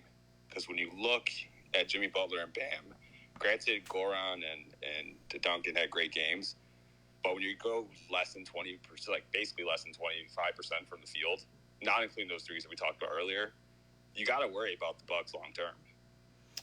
Yeah, I'm feeling good as a Miami Heat fan tonight. I led the show by saying both teams left that court feeling good today because I'm sure the Heat know long term we have the guys, we have the horses in the stable. We have enough guys to guard positions 1 through 5 that we can switch on Middleton, we can switch on Giannis all day, and Jimmy's not gonna go 4 of 22. That's what they're thinking in their hotel tonight. And we have Spoelstra, if I'm a Heat fan. We have Spoelstra, who we know is going to pivot, and he sees that Giannis's arm is hurting him, and you better believe he's going to put him in situations in which it requires not only to use that arm, but have to prove to Spoelstra that he can make his free throws when they count, because for a majority of this season, he simply hasn't. Moving forward, someone brought up that the Heat shooting so many, or Jimmy Butler's shooting so many threes is not going to work out for them long term. I don't expect to see Jimmy shooting 9 threes anymore. Let's also remember they went to OT, and one of those threes was at the buzzer on a Hail Mary. Good for Drew Holiday to block it. It's what he does best. But even Goran, to your point, he's still got points, necessary points that the Heat are going to need, especially if Bam doesn't have it and Jimmy doesn't have it. He was able to get off of Drew Holiday Island, which I like to call the Holiday Inn locked up abroad. Yeah, absolutely. I mean, you think about all the other role players they got available. I mean, obviously having someone like Trevor Ariza, Andre Iguodala, who are experienced, can guard some of the best wing players, and ultimately can give you at least 12 points when it matters. I do wonder about this series and where it goes, but as you touched on, I mean, at the end of the day, I think we're headed for a collision course of Nets and Sixers, no matter what. But I'd be surprised if the Bucks can even get out of this series. To be quite honest with you, they're going to be so the Nets are going to sit at home for 5 days at least, while the Bucks and Heat go into World War III. This is a 7-game series. I picked the Bucks in 7, but I have never been more confident that this is going 7 games. And today, Giannis again, 0 of 3 from three-point land, 6 of 13 from the foul line. We could do this whole, if this happened, the Heat would have won. If this happened, the Bucks, it would be a blowout. But what is always the case with the Bucks in this series in particular for me, it's like watching calculator basketball take on the eye test heroes, because the Miami Heat are the eye test heroes. You watch them play and you just know they have it. And when I don't know the true definition of it, but they just are great playoff basketball players, organization, and team, and they figured it out. They're certainly not as talented as the Milwaukee Bucks, but they are just very much a system in which they run the same offense that seems predictable, and they want to put up a lot of threes, and Middleton hits a big shot for them. So Middleton proving that he can be the guy to go to get you a long-range jump shot, as opposed to putting that burden on Giannis, is a really big step for Milwaukee. And I do not want this to undermine the fact that PJ Tucker is still going to raise hell for 20 minutes a game. He's going to be out there making Jimmy Butler's life chaos. And Bam Adebayo needs to figure his shit out immediately. I don't know if Jimmy Butler hazed him or what the hell happened, but that version of Bam today was deer in the headlights. No pun intended with the Bucks, but it was bad. And I think every Heat fan can agree. I'm not saying Bam is a bad player by any means. He's awesome. He made my all-NBA team. But he needs to get back to that immediately to get that second game in Milwaukee, because they have firepower. The Bucks got star power. It's just if it's a star power fit to beat what Miami Heat does from a philosophical standpoint. Yeah, I think overall it'll be, in the grand scheme of things, when we look back on this overall playoff season, it'll probably be one of the most exciting, if not most hard-fought series. But to sort of shift gears here, if you have time, appreciate you staying up here past 2 a.m. I'm based in Chicago, and I honestly haven't seen a ton of Suns games. How do you feel about that series? Obviously, the Lakers being the scariest 7th seed of all time. I think when you look at that game on Wednesday, which I agree, that was the best basketball game I've seen in I don't know how long. You saw what they were like in the first half, and you saw what they turned around and did in the second half. What do you think about this series going into tomorrow afternoon? It all comes down to the Phoenix Suns and how much they turn the ball over. The Lakers are a guaranteed 2 points at least if you turn the ball over. They get out in transition, it's a wrap. They have Chris Paul. They don't turn the ball over. They're at the top of the league in second chance points opportunities off of turnovers, and they need to be that against the Los Angeles Lakers to have any chance of winning this series. Of course, they have Chris Paul and Devin Booker. They have a backcourt that can close. They have the point guard. But I really worry about Jay Crowder, Cam Johnson, and Mikal Bridges and DeAndre Ayton collectively having to contain LeBron and Anthony Davis. And at some point, you better believe Frank Vogel is just going to say F you to Marc Gasol, Montrezl Harrell, and Andre Drummond and do what they should always do, and that's put Anthony Davis at the 5. And DeAndre Ayton, as I've said multiple times, continues to get better. But if we have a fully unleashed, breathing, blue fire Anthony Davis out there, that is a burden which I don't think DeAndre Ayton can handle. So the only way to get over that is just 0 turnovers. 0 turnovers. Make the Lakers play in the half court and make them look like the first half against the Warriors, in which you make LeBron and Davis settle for jumpers from the perimeter outside. That is the absolute best case scenario in the half court if you make them settle. Of course, they're going to make some. They're superstars. They're 2 of the 5 best players in the league, but that's your only chance. Yeah, I do wonder. I mean, I'm a lifelong LeBron fan, and at the end of the day, it's like LeBron in the playoffs. That's like the oldest narrative in the book. But with this team especially, like you wonder, like when the going gets tough, like you look at last year in the finals, like KCP was that guy that got them points when they needed. Who's going to be that guy for the Lakers if the Suns make someone else beat them? That's my concern. Who's going to be that guy? Is it Caruso? Is it THT? Is it KCP again? THT didn't get the run in the second half against the Warriors, if I'm not mistaken. I don't know if he got on the floor at all. But if you need a score, if you need a bucket, THT seems to be that guy in the backcourt. It's not Wes Matthews, and Caruso's great. I mean, Caruso needs to be out there for his defense, but to your point, if you need a scorer, if we need a microwave bucket immediately, not from those two, it would not surprise me to see THT go out there and get some run. Yeah, it'd be interesting. I mean, young guy from Chicago. I'm certainly loving seeing that, especially his whole story, coming from Simeon and ultimately ending up playing with someone you grow up watching in LeBron and obviously AD and so on. I think it's going to be an exciting series, but I just feel so bad for the Suns. I mean, obviously having the fantastic season, getting to the 2 seed, and then like your gift is you get LeBron James and Anthony Davis. Like it's you hate to see it. You hate to see it, but it could have very well worked out that the Golden State Warriors won that game on Wednesday night and the Lakers fall to 8, and then all of a sudden the Suns are in the best spot possible. So it could have. Right. It was a coin flip away from going from the worst case scenario to the best. And they certainly tried to get the one. They played their starters down the stretch of the regular season. They didn't tank at all. They went for it, and the Jazz just didn't lose any important games. So they did what they had to, and the draw it was playing a lot of Russian roulette, and the bullet was in the one that they fired on the Suns, and they're just going to have to deal with it. End of story. I guess you can always count on Draymond Green for the butterfly effect. Look at 2016. Look at him now poking this guy in the eye and allegedly making him see 3 baskets. You can always count on LeBron to build a narrative. But yes, sir. Thanks for your time today, Rob. Have a good one. Thanks, Julian. Yeah, I'm going to lead the show. If we do this again tomorrow, guys, first thing I'm looking at to lead the show, Phoenix Suns. How many times did they turn the ball over? And how does that compare to the regular season? Did they turn the ball over? And how much? That's the series. I don't know how else to put it.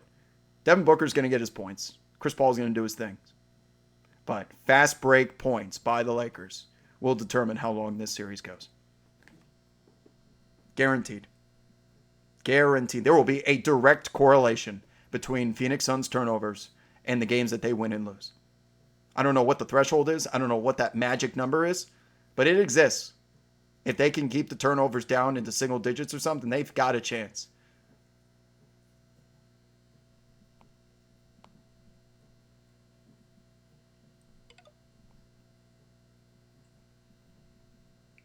Let's go to Logan Duncan. What's up, Logan?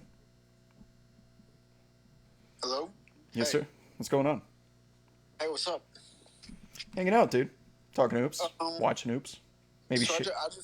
I wanted your opinion on stuff just feels so weird for just the seeding almost being like upside down. You know, like I don't remember, at least recently, like the highest seed in the league, the Jazz, are like one of the most unlikely teams to win it. Like how strange, like them and the Suns, and it's like no one's betting on them to win it at all. You know, it's like the 7 seed with the Lakers and the Clippers, who are a mid seed, and you know I know the Nets are a 2 seed in the East, but you know even the 1 seed in the East, the Sixers, you know, maybe they win, but no one's really betting on the top seeds. It just feels so upside down. I know there's been a lot of chaos with the pandemic, but what are your thoughts on that? It's as open of a postseason as I think I've ever seen. And I can go back 10 years all the way back to when the Mavericks defeated the Heatles in that first year of LeBron in Miami, in which there are usually 3 teams that everyone has a consensus that these 3 teams, one of these 3 teams is going to win the NBA championship. It's usually the team with LeBron on it. And for many years, it was either the Thunder, the Warriors, or the Spurs. That was an easy decision, right? I mean, I can't name any other teams during that run other than the Mavericks that 1 year that could say that. So it's usually 4 total teams.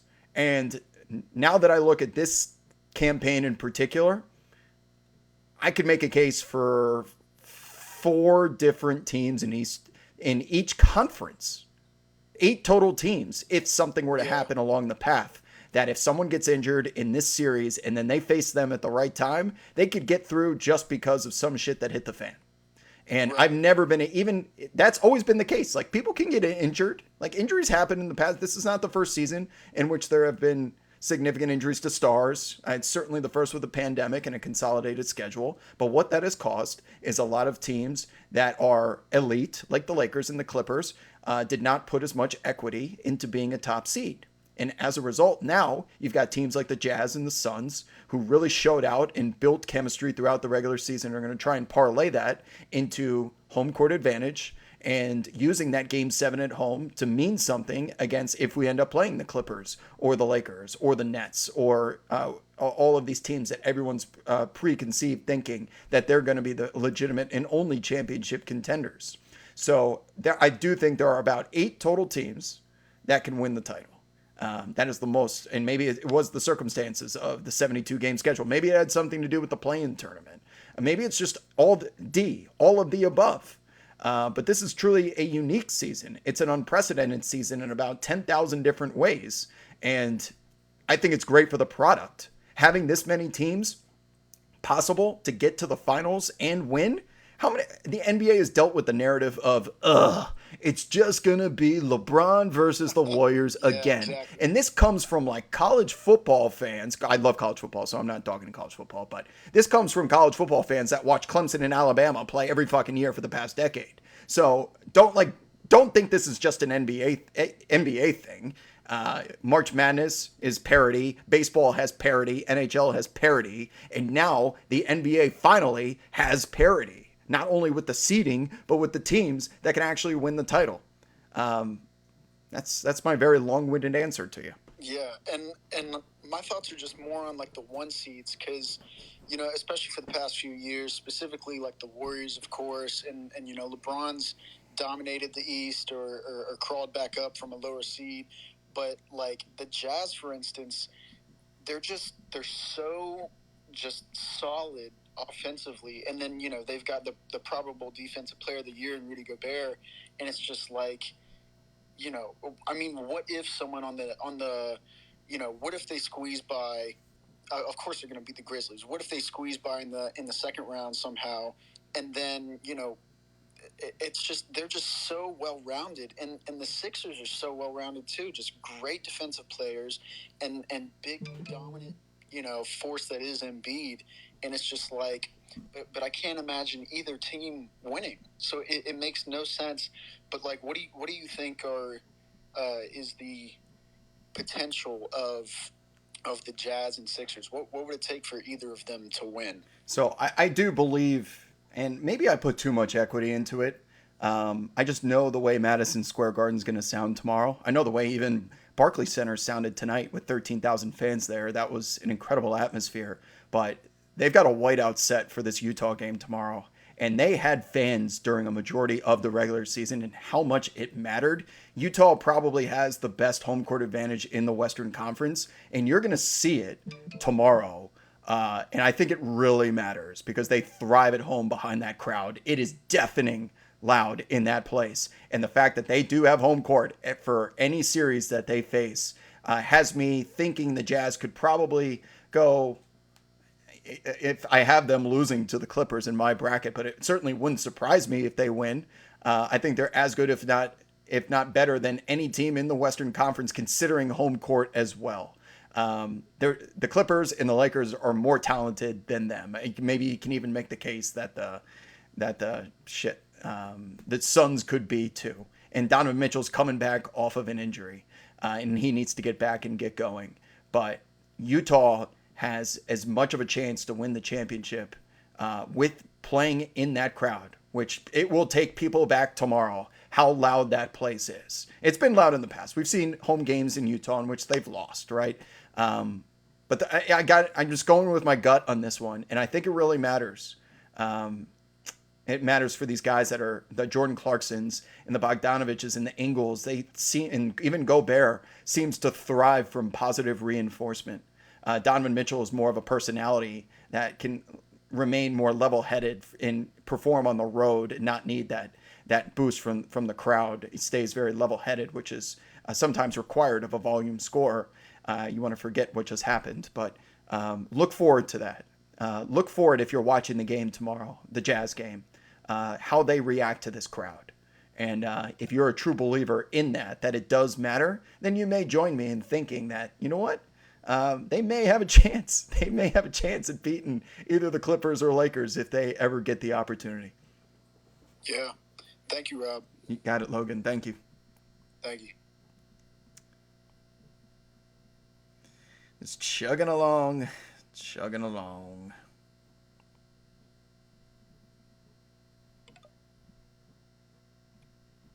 Steezo. Saw you waving at me, Steezo. What's up, Steezo? Hello? Yes, sir. I can hear you. Yeah, okay. I just want to ask about your takeaways from the whole Celtics and Nets game, and I just want to ask about your, what you think about Kemba Walker's performance, and if he had performed better, do you think they could have stole that game? Yes, I think that's a yes. He came out in the first quarter, and I was getting ready. I was drafting up the tweet because he was back in New York. He's back where he's from, and I'm like, I'm starting to get the cardiac Kemba at the Garden vibes here from Kemba here in Brooklyn. Maybe he's got some family in the crowd that's motivating him to play. At the end of the day, though, 5 of 16 from the floor in 27 minutes. Minus 21, man. Minus 21, and I don't put a whole lot of equity into plus minus, but it is noticeably worse than anyone on the roster. Not even close how bad he was. So when you're that bad compared to the other starters, you're not only shooting poorly, but you are a liability on the defensive side, which Kemba Walker has been for some time, simply because he's a normal-sized human, right? And I spoke about this just about 30 minutes ago. It was in the fourth quarter in which Kemba was isolated against Kyrie Irving. And Kemba had hit a couple shots there down the stretch. He hit 2 threes to save his stats. Otherwise, it would have been an absolute bloodbath. But they kept switch hunting and putting Kemba Walker into isolation. So Brad Stevens sends Marcus Smart over there, but that costs a body. So then you have to scramble to leave Kevin Durant and James Harden open to make sure Kyrie Irving doesn't just torch Kemba Walker. He needs to be able to, it's very similar. Remember when Isaiah Thomas was king of the fourth in 2017 or 2018, putting up 40, 45 points every single night? He had to do that because the same thing happened to him. He would get exposed on defense, but you know what? I'm going to go to the other end and guarantee at least 2 points to make sure I'm at least a net zero. And Kemba Walker is not giving you enough on offense to have him out there 27 minutes. But the Celtics are so depleted at this point. Who else are you going to put there? You know what I mean? Peyton Pritchard? It's got to be, Kemba's got to figure it out. You're getting paid to figure it out. There is no Jaylen Brown that you can just be the third wheel. The ball is going to run through Kemba Walker. And his performance tonight overshadowed what was a historic performance from Robert Williams in the Time Lord. 23 minutes, setting the Celtics franchise record for blocks, 9 of them. Okay, Robert Williams did his thing. And the Celtics have been getting exposed on the interior this entire season, but Robert Williams really stepped up today. Kemba Walker's got to pick up his slack. Otherwise, they're going to get swept. Yeah, that's all I just wanted to ask about. I'm a Sixers fan, so I really don't care for the series, but I just wanted to get your thoughts on that one. Well, yeah. Well, I'm a Knicks fan, so I'm watching this before tip-off today, and I'm wondering, who the hell am I rooting for here? Because I hate the Celtics, and I hate the Nets, but... At one point, I was definitely like, oh, yeah, I need the Celtics to win this one. Yeah, me too, because like they could have pulled it out. I'm willing to put aside my Celtics hate, just as a New York-Boston thing, to get the Nets up out of here. Like, if I'm serious about the Knicks actually running the table like they did in 1999, which is not going to happen, but I can believe for now, and if that's going to happen, the Brooklyn Nets got to be out of the way. So the Celtics go up by double digits. Kemba Walker's vibing a little bit. He's doing this little step back thing. I'm like, okay, if Kemba shows up, we might have a chance here to hold on to this. And then he just went ice cold. He went from the best player on the floor to the worst plus minus significantly by 7 full plus minus points compared to anyone else on that starting squad. Woof, man. Yeah, but that's all I just wanted to ask about. Yeah, so. All good. You have a good night. You too, man.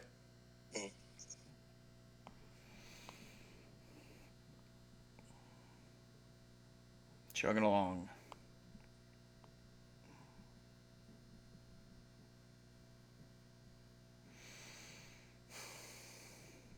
Man, there are a lot of you awake. Want to talk hoops? What time is it? Introduce where you're from now on, if you want to. What part of the world? I know there's people from all different parts of the world here. What's going on, Andrew? Welcome in. Yeah, so I'm actually from PG County, Maryland, which is right outside D.C. Beautiful. And so PG County is actually known for putting out a lot of basketball talent. Kevin Durant, Victor Oladipo, Roy Hibbert, tons and tons of people. Roy Hibbert obviously isn't on that level, but I was actually curious about Vic. So how much do you think his absence on the Heat is costing the Heat potential wins in the playoffs? I won't say the equity that you lose with him is significant because the Heat made the finals without him with virtually the same exact team last year. And the Heat could always dig into the Precious Achiuwa box of in the trust box. They've got guys on that bench that can plug and place and give you what Oladipo does. Oladipo was already injured to begin with. He probably wasn't going to play anything more than 15 to 20 minutes on this team. But we know what Oladipo's done in the past. He could be clutch. You go to him if you need a bucket. I just don't think they are going to live or die by him by any means. The injuries have kind of stacked up against him. And I remember talking to somebody either in this Twitter space or maybe it was on the Twitter timeline that the moment when Oladipo got hurt, I remember watching the game and I said something about it that he landed really funny after that dunk. And a couple seconds later, the camera showed him going to the locker room. And I'm like, if he dunked like that and he got hurt, I'm like, what would he have left anyway? And it ended up being that dunk that ended his season. So that's just it kind of like, I don't know why I told that story, but it doesn't, if I'm the Miami Heat, we're not losing a minute of sleep without having Oladipo there.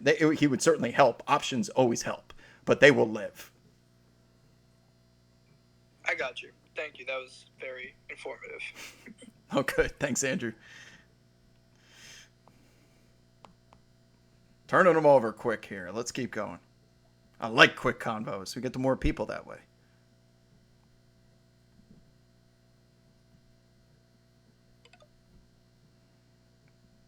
James Wilford. What's up, James? What up, dude? Can you? I can. What's good with you? Oh, I did for a second. Oh, how about now? Can you hear me now? I can. All right, cool, dude. Yeah, I'm calling from Portland, Oregon. It's 11:30. Congrats, big win tonight. Yeah, you know what? Big win for me tonight, man. I'm stoked about my Blazers. But I gotta say one thing, and I haven't really heard people talk about. Okay. Melo's fucking 15 points in the first quarter. That happened real quick, didn't it? Oh, dude, I'm telling you, everyone on the Blazers is, knock on wood, is not really hurt right now. Because typically every year when the Blazers go to the playoffs, everyone thinks of the Blazers like the Jazz, like the shittiest team. Like, what? The Blazers made it? All they have is Dame. But, dude, no, we've got – you put anybody out there. I mean, I don't know how many three-pointers we made throughout the whole game. But I think I remember I heard Cassidy over on ESPN, because I was bouncing from ESPN and also to Fox Sports, which is the Comcast local news here in Portland. So I was listening to local people too. And they were mentioning that 18 three-pointers in just the first half. Is that true? 18 three-pointers. Well, I've got the box score up right here. That would certainly be a lot. They finished with 19. So 19. Okay, that's what it was. Okay, I misheard it. Okay, that's okay. I was just like, really, that many threes in the first half?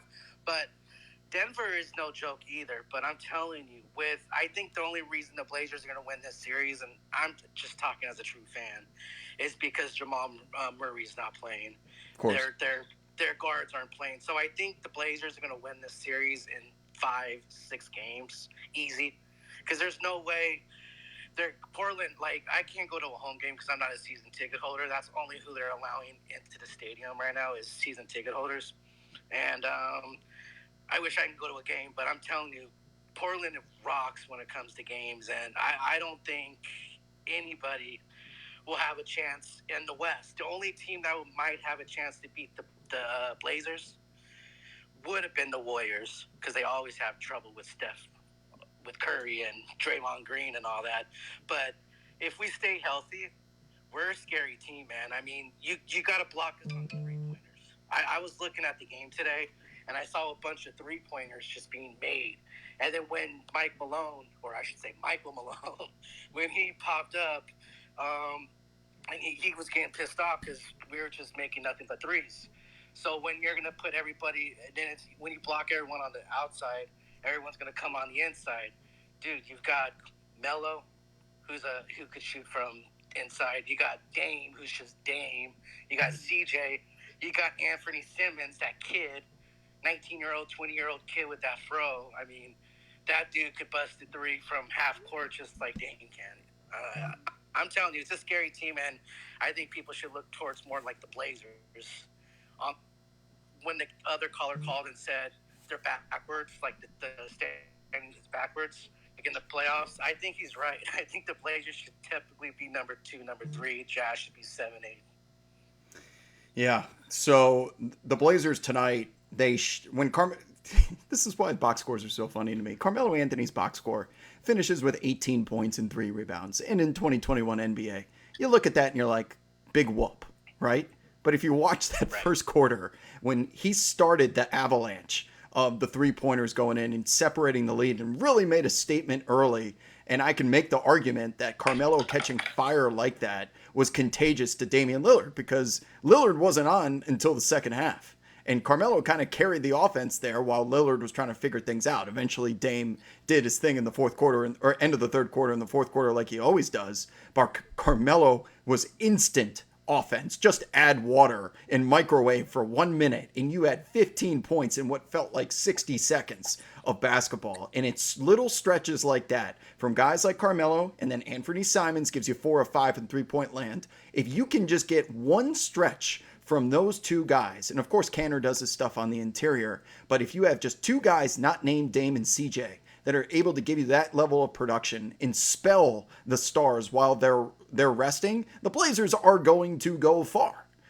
They're going to, and anyone, honestly, that gets that type of production from the bench is going to go that far. But the luxury that the Blazers have is they have 3 fire starters, Carmelo Anthony being one of them, and Simons even to an extent. He's more like a tinderbox, a little matchbox. You know, he's not an inferno dropping napalm. But between CJ, Carmelo, and Dame, if 2 out of the 3 have it that night, you're going to have to score 130 points to beat the Portland Trailblazers, whether they're running fast breaks or in the half court. They're guaranteed to put up at least 120. And in a playoffs in which the game traditionally slows down, the Blazers are still putting up that production. it puts a whole lot of pressure on Nikola Jokic to give you 50. Guys like Monte Morris to give you 25, which didn't happen. Aaron Gordon needs to give you 25, because how are you getting to 120? That's a whole lot of pressure. And living and dying by the three has its disadvantages as well. So on the nights they don't have it, the Blazers are going to look like dog shit. But thankfully, this is a 7-game series, and they just need Dame, CJ, and Carmelo, 2 of the 3, to be on fire 4 out of 7 times. I agree, and like you were saying about, how we were pretty shitty when it comes to if we have bad games, we're shooting like shit out on the 3-pointer and stuff like that. We look like shit. I agree 100% on that, and we get blown out. But I think that's going to happen like maybe 1 game or 2 games in the Denver series, if that. And I think we're going to pull it out. And who do we play next? Is it I don't have the standings in front of me, but do we play the Lakers next if we beat the? Because I don't think the Suns are going to beat. They're too unexperienced for the playoffs. It's going to be a good series to watch. You most certainly are playing the Lakers, and that's going to be the series in which it won't be Dame and it won't be CJ. It's going to be how does Nurkic handle the revolving door of big men in which the Lakers are going to throw at you, because the Blazers' biggest weakness is on the glass and on the interior. Do you honestly think LeBron's really hurt, or do you think he's acting? I mean, he's in year 18 of his career, and I think he's human. Any human's going to, all the games that he's played and the mileage that's on him. Is your car hurt at 150,000 miles? I know my car's hurt. It's in the shop every other fucking week at 150,000 miles. So he plays through it, and that's why he's one of the greatest of all time, because his durability is still, he shows up to do his work. Everybody is hurt at this point in the season, even the Blazers. Everyone's had COVID protocol problems. That's what happened with Jokic. I mean, he's like Dame a few years ago. He was looking great, but when we played against, I forgot who, but when we just against Golden State, we got swept, and then against New Orleans when we got swept, Dame played just like Jokic, MVP caliber. But when playoffs started, he played like shit, and I think that's Jokic for you this series. But hey, thanks for taking my call. And all you guys listening, you guys have a fucking fabulous night, and go Blazers. Let's go. I love it. Good vibes from Blazer Nation. Good vibes. Everyone has a good night when you win, right? When you lose, I'm salty with the rest of them. Especially if the Hawks win tomorrow, I'm going to be salty. I don't know if the positive vibes are going to be there, but I had a good day today, so I'm more motivated. I remember someone here called me out for having low energy one night, and I had low energy, and I don't want to do that again to you guys.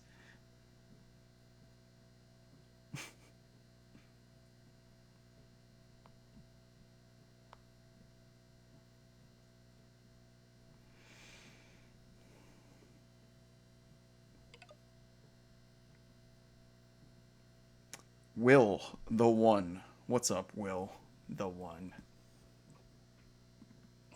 Hello? Hello. Hey, how's it going, guys? Hanging out. I'm from Riverside, California, so go Clips. Oh, okay. I want to talk about the game. I want to ask you a quick question. Sure. Do you think that Dorian Finney-Smith's, how he shot the lights out today, he went 80% from the 3, 18 points, do you think that style of play is going to be sustainable for the Mavs, like, going forward? It is, because this is what they do. They launch the fucking ball. They just launch. They want to get out. They want to play fast-paced.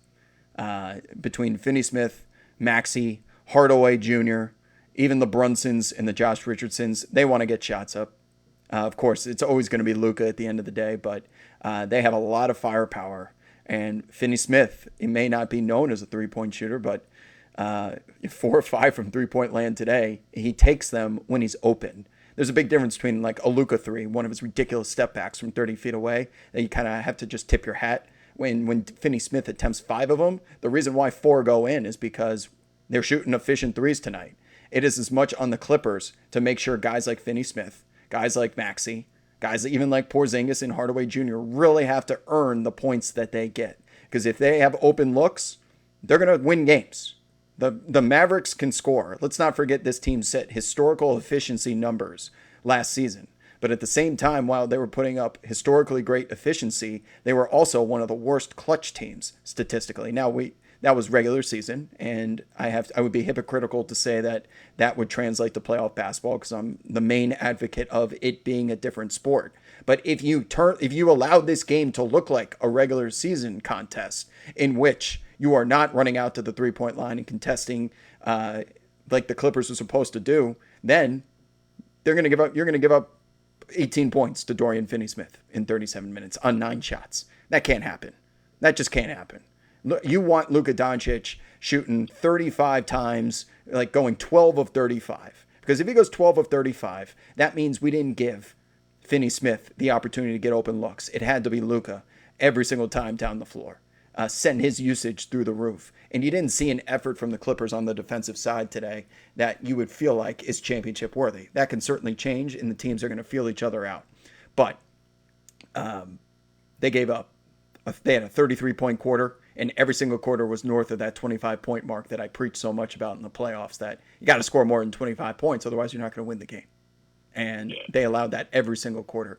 So watching it back, I would expect a lot more from Morris, Kawhi, and Paul George to give you the same effort that you see on defense. This is just what I expect. I don't know if it's going to happen, but it needs to be that way. This Clipper team, why I picked them, why I chose them, is because I know what they're capable of on the defensive side. I've seen moments, whether it's a Tuesday night against the Orlando Magic or a national TV game against the Denver Nuggets in that revenge game, in which it was right then and there, you're like, holy shit, when the Clippers care about something, they wanted their revenge on the Nuggets that night at the beginning of the season. When they care, not a soul, not God himself, is going to be able to score against this defense.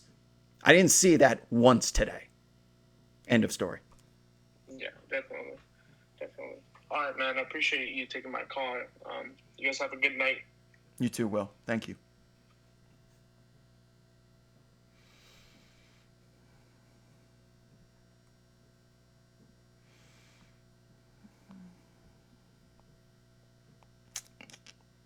$2:43. 2:43. Am I allowed to go to bed? I haven't showered. I'm wearing the same shirt as yesterday. I've eaten once. I was up watching the games back, doing videos. I haven't left the house. It's 90 degrees in here, and I don't have the AC set up yet. It's been a day. It's been a fucking day. I don't know how I'm powering through this, but I am burned out. Oh, man. Well, appreciate y'all sticking around. Should we do another call?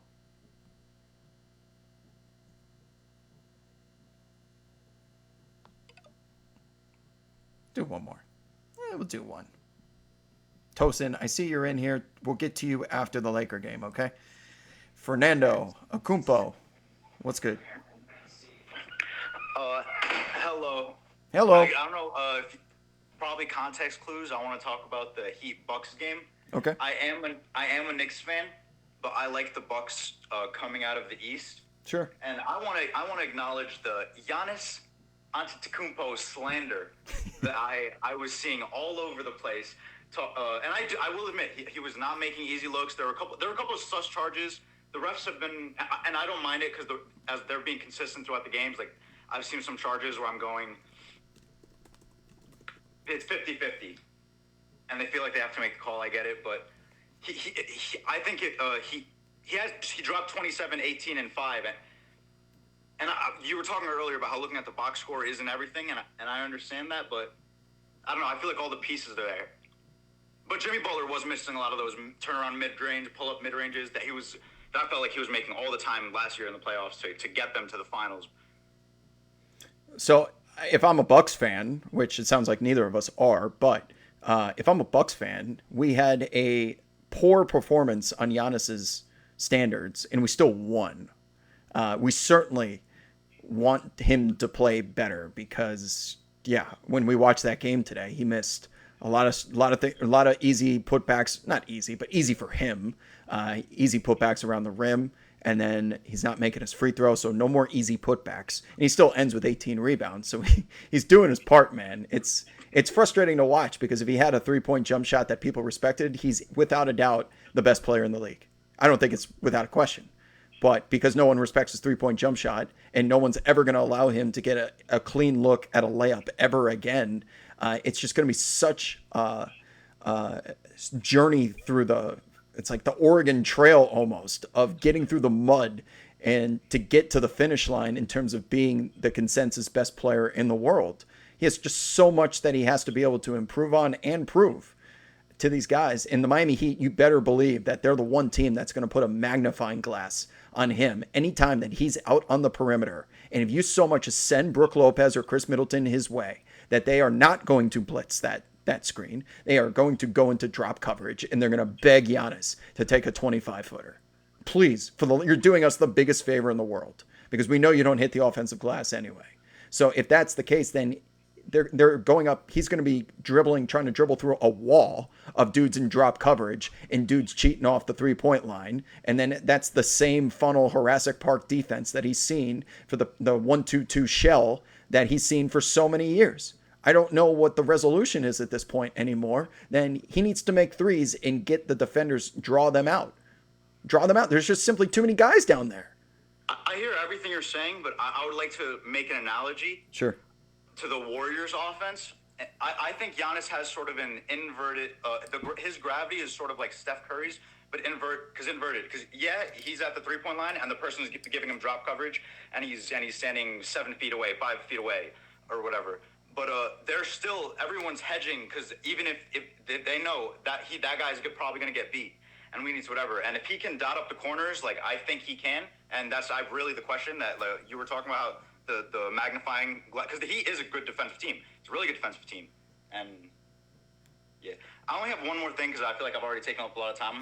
It's just a quick question. Oh, good. And it's about the calls, and some of these calls I don't even disagree with, but it feels like the referees blow the whistle like 6, 7, 8 seconds after the play's already developed, and I've never seen that. I feel like. What do you think about that? That does happen. So it's hard to compliment the referees, but I have appreciated that dudes are falling over and they're just looking at them and rolling their eyes and saying, "Get up, play ball." That has been a noticeable difference as opposed to the regular season. And why does that happen? I have appreciated that.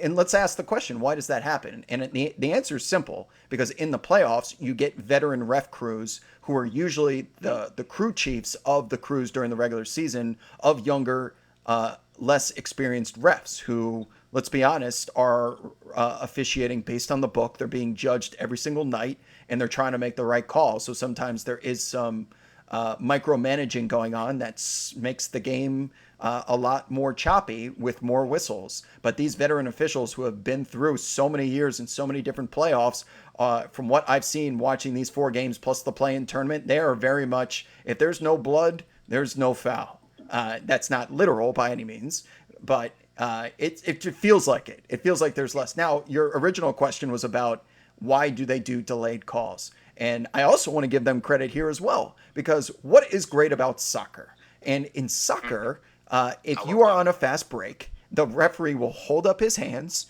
I'm holding up my hands for those of you listening. He will hold his hands out, which means I'm playing an advantage. So if the fast break stops, I will award a free kick, but I don't want to stop the play, which almost rewards the defense.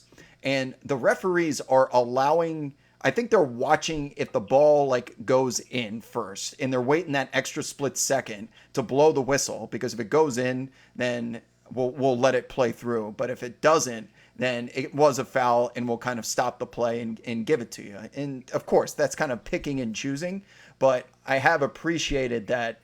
I think they're waiting to make the right decision. And they're also waiting to make the right decision on take fouls, which are my biggest pet peeve in the NBA. A take foul rewards the defense for no reason.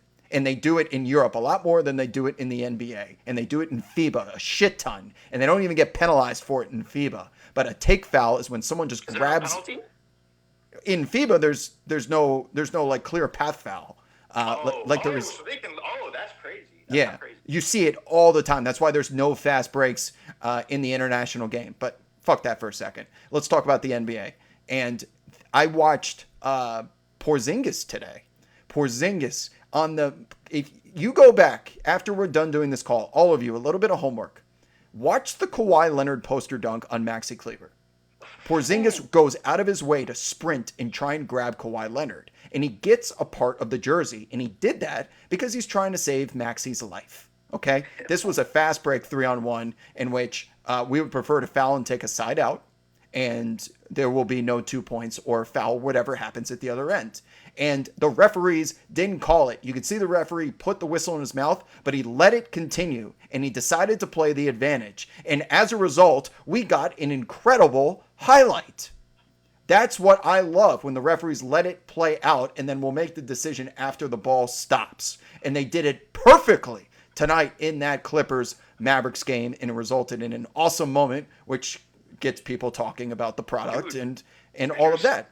So the delayed calls are for a reason. It's certainly different, but I think it is for the better. Yeah, you convinced me.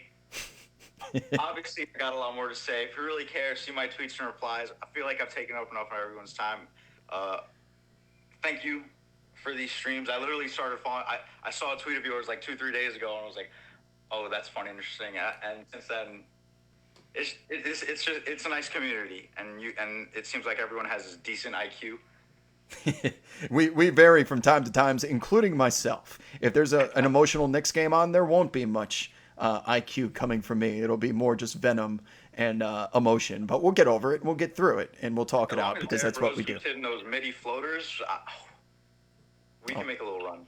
Oh, good. Thanks for the call, Fernando. Thank you. Bye. So before we sign off, that's a good testament to the audience and the community here, because a lot of you, mainly the people here talking shit about me in the Twitch stream, I know that's all in good fun, but that's because a lot of these people have been here since the pre-Wobtober days. I've been on Twitter since 2009. Some people in here have been following for a decade. Some have been following for 2 days, like the gentleman we just spoke to.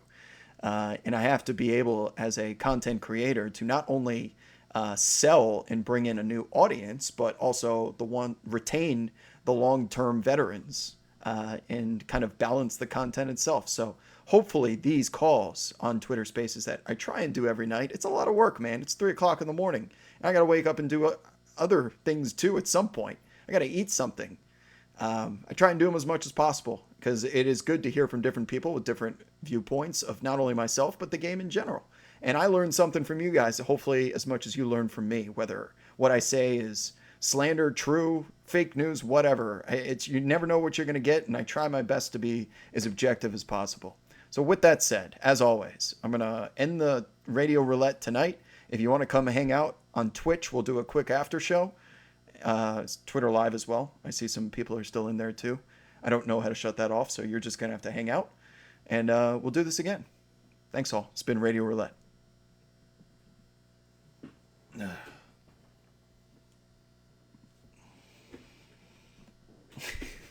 Hey, let's go. All right, I'll turn on the light.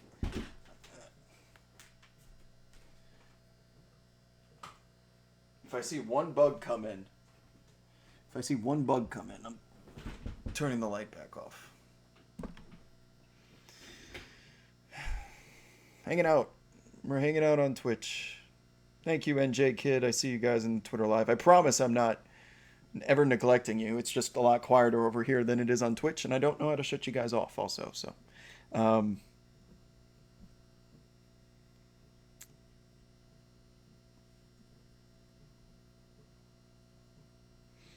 sorry, I'm talking to Cassidy for a second. Give me a... He looked...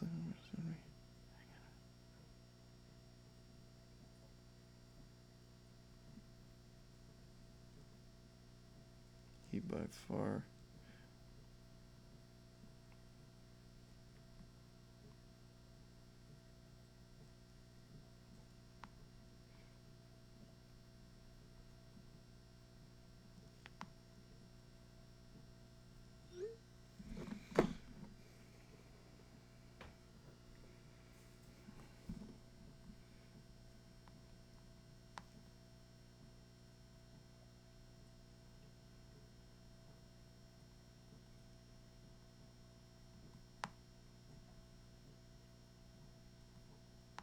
Sorry, I know this isn't very fun. I don't want to forget to respond to Cass. It's not my mic. I just wasn't talking. Hey, a tier 1 sub. Thank you. Latino Jinja. Can you give Cass my email or something, please? Absolutely not. Trying to give us a little dating life update. I haven't been on a date in months.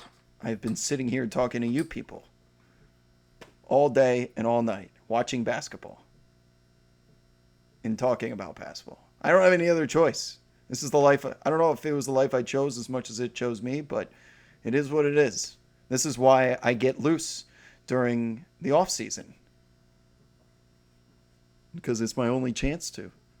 I just booked my flight out to Vegas. I'll be there for 2 weeks. You better believe I'm get after it. Who's winning tomorrow's games was a question. I'll take the Jazz. I'll take the Jazz. I'll take the Knicks. I'll take the 76ers. I'll take the whatever the other game is. I'm starting to lose it here. Can't think right now.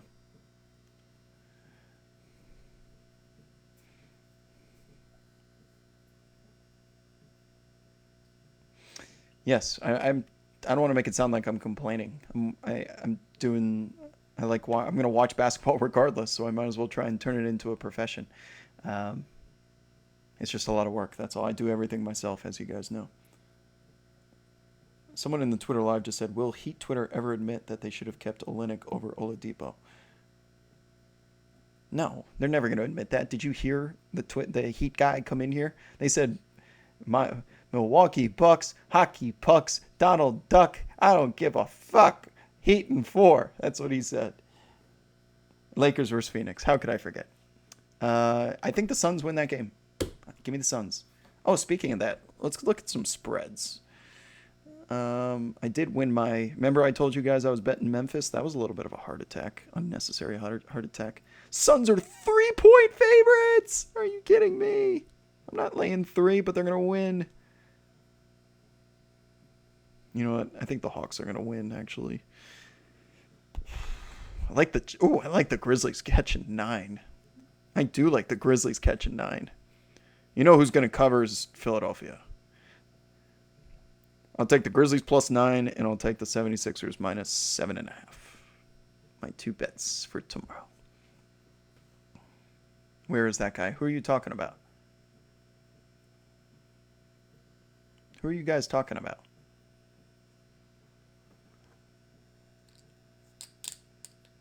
Hey, hype train. We got a hype train going. Level 2 hype train. I don't know what that means, but choo choo.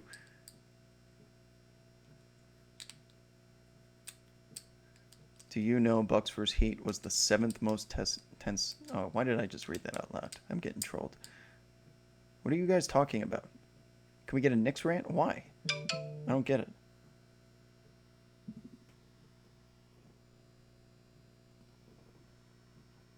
Somebody asked, how did I get started with the Hornets?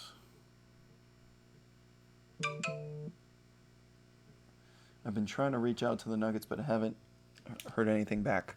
So I think a lot of people know my stories. Just let me repeat it real quick then. Give you the elevator pitch. So the way to get in with a team, the easiest way to get in with a team is inside sales. And the job is tough. The job will test your will. Inside sales is the equivalent of, here's a phone book, start calling. And you're going to be selling season tickets. You're going to be selling sponsorships to companies.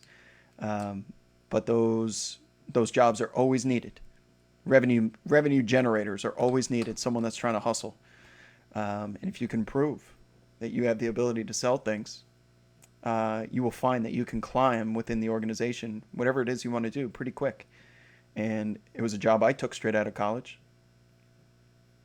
And I busted my ass doing it as much as I bust my ass creating this content here. Again, we're talking about 9 to 5, 100 calls a day, 10 meetings, a lot of people telling you to go fuck yourself. And if that bothers you, which is, there's nothing wrong if that bothers you, it's going to bother you. But if you're able to overcome that, learn from it, you can make a killing in sales. So I'm just reiterating my path. in which there were no jobs when I came out of college. The recession was at its absolute peak, and sales was the only way to get involved. That job, I made a base salary. I can't believe this shit. I made a base salary inside sales of $20,000.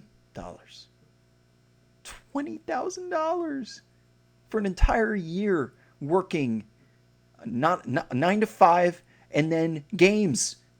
So 9 and some during the season, it would be 9 until like 11. 20 grand. Granted, there were commissions involved, so if you sold and you hit your goals, you would make more than that. But 20 grand, even for a 21-year-old, that's more than happy to live off of ramen noodles. I ate a whole lot of dinosaur chicken nuggets. Thanks for the 4 subs, by the way, guys. Much appreciated.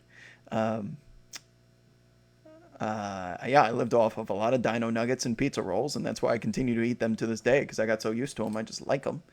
And I wanted to be great at that job. I wanted to keep working in the NBA. Sitting courtside at the games working was the coolest thing ever. So I was willing to make the 20 grand and just bust my ass doing it. Somebody just asked, how the fuck did I pay for anything?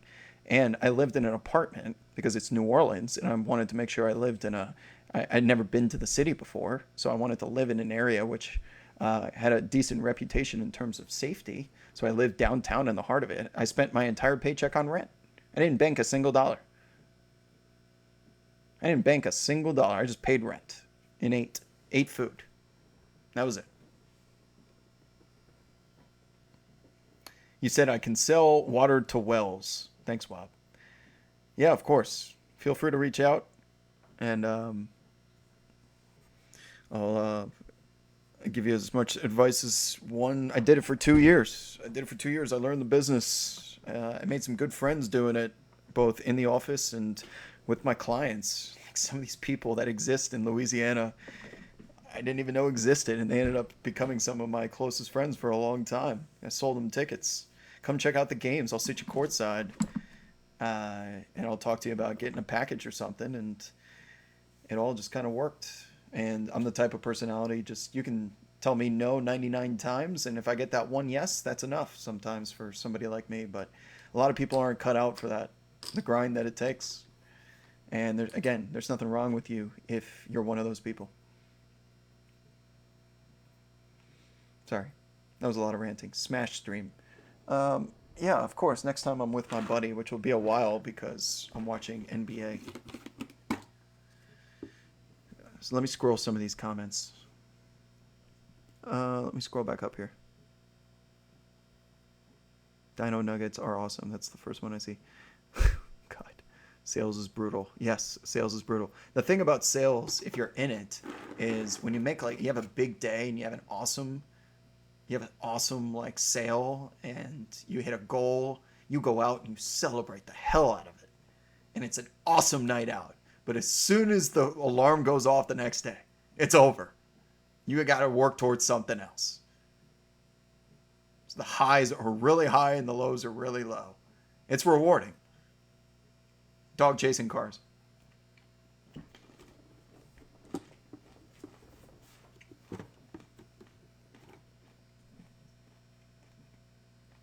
Somebody asked, did I see any good games?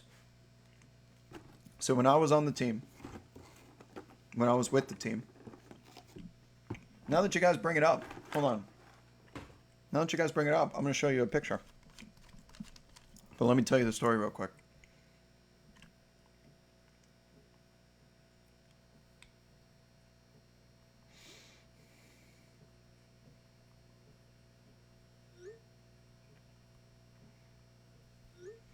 Okay. I gotta find the photo. So I arrived in 2009, which was the season after the New Orleans Hornets made the Western Conference semifinals and lost in Game 7 to Tim Duncan's San Antonio Spurs.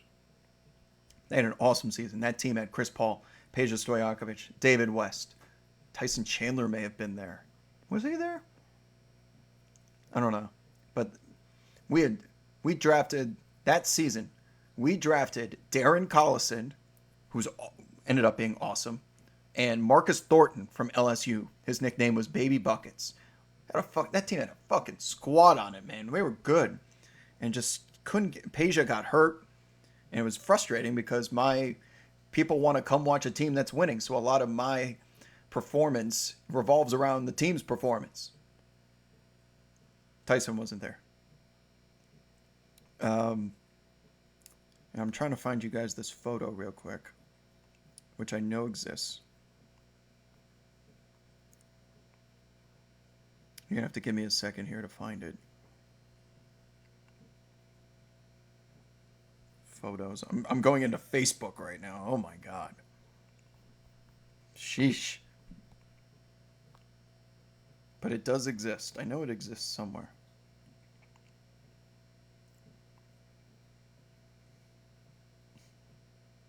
Going through a lot of New Orleans pictures here.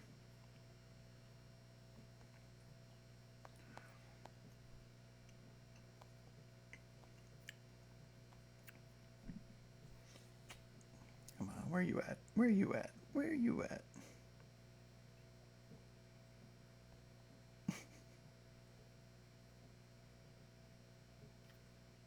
This is frustrating. This has to be frustrating to watch.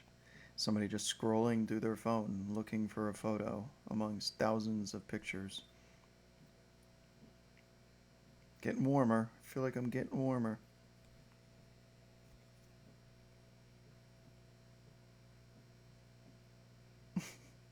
That's my LinkedIn picture. That was day one, by the way.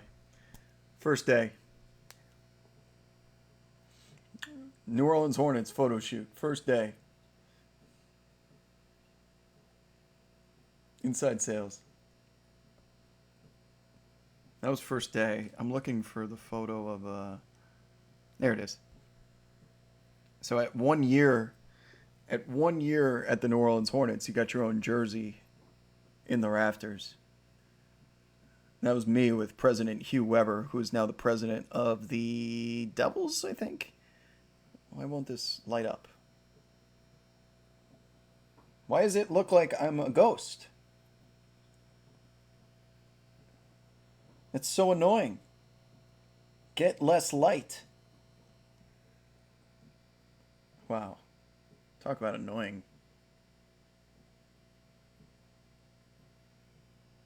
I don't know how to solve that, but... Well...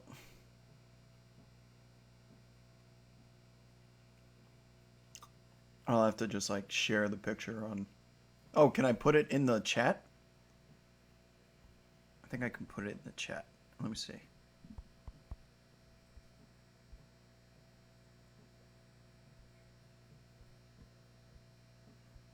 Will it let me log into my own stream? Oh, yeah. Here you go. I'm going to put it in the chat. No, I'm not tweeting it. How do I upload a photo? Why is this so difficult? The fuck is channel points? Where's upload photo?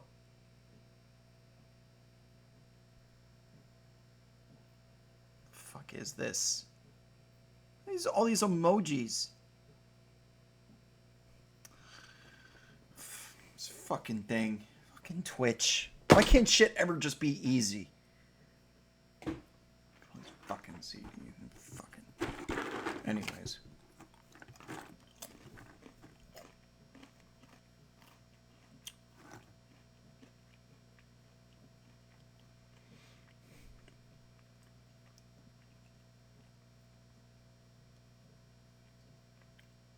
Hilton Armstrong was on the team. That's correct. No, I did not become a Saints fan in New Orleans. And I'm a Colts fan. And guess who won the fucking Super Bowl? The first year I was there against the Colts. Fucking Saints. The city was shut down for 3 days. I couldn't even enjoy it.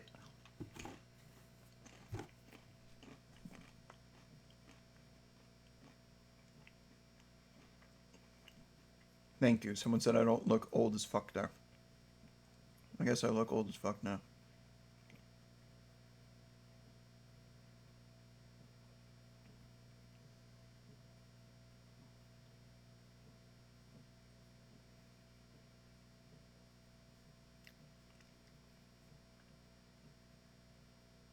Stop laughing. I know y'all are laughing at me just getting mad at the fucking technology. Why did I leave the job? Hey, who clipped that?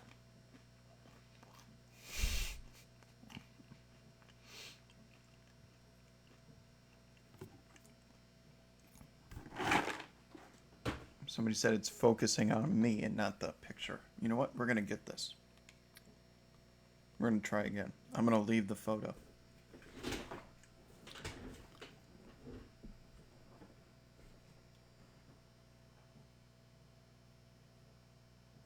Ah, there it is. You were right. I still have that jersey, as a matter of fact. So that is my 1-year anniversary with President Hugh Weber. Looking good. I made it a year. I was one of 2 people. One of 2 people to make it through as an account executive. So I have my own New Orleans Hornets jersey. Retired in 2009, amongst the other employees. That make it a year.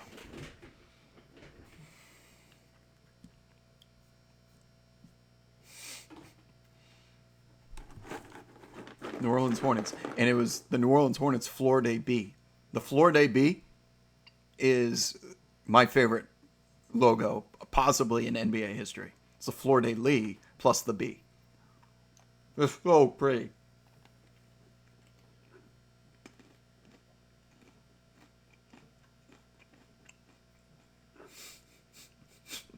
Somebody just said, what do I think about Otto Porter secretly being Wilt Chamberlain's grandson?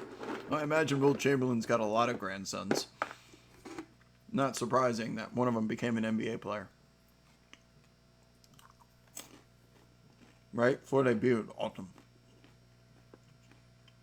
I will be playing a ton of poker when I'm in Vegas. I've been playing this entire pandemic against World Series of Poker main event champs, nonetheless. But I'm quite good. I'm going to try and play in the World Series of Poker during the off-season. Give it a legitimate shot. Yeah, of course. Dude, not only are they pretzels, I come fucking strapped.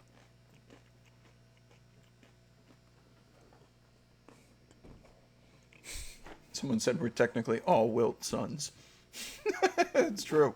It's like Adam and Eve. It all started with Wilt. Just had sex with everybody. Yeah, I only eat pretzels with peanut butter inside.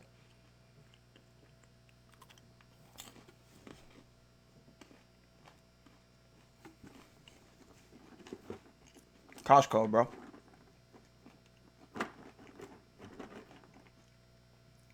Bro, someone just typed out a long-ass paragraph about KD needing help. Adam and Eve, Genghis Khan, and Wilt.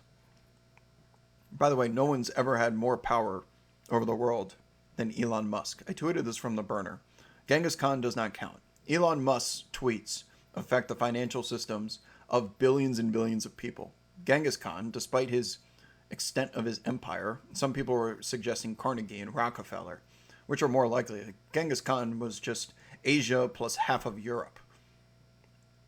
Elon Musk affects, one tweet can affect the lives of billions and billions of people. No one's ever had that type of... Fuck. Pretzel. Fucking asshole.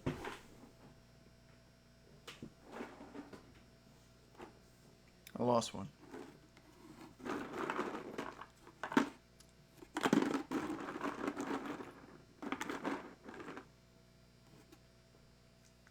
Hey, someone in Twitter Live said, I eat bad, you eat bad, you sit and watch games. I hope you... Well, this isn't eating bad. I just had a couple of these. Don't make me feel bad about eating my pretzels. I had chicken parm for dinner. That's healthy, right? I go for a lot of walks. I walk like 3 miles a day.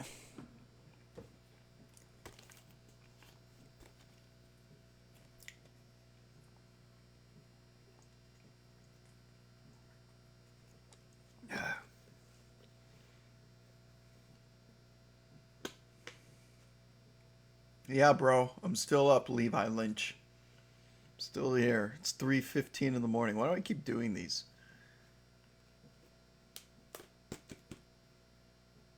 You found my burner to my burner of my burner to the other burner.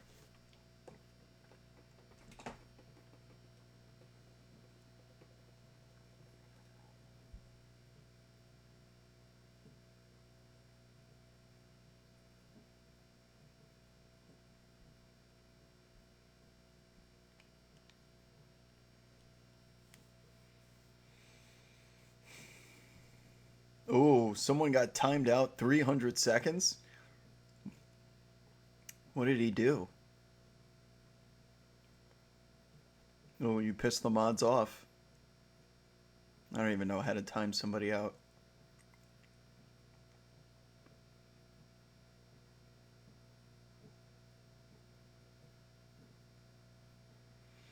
First time Twitch, long time follower.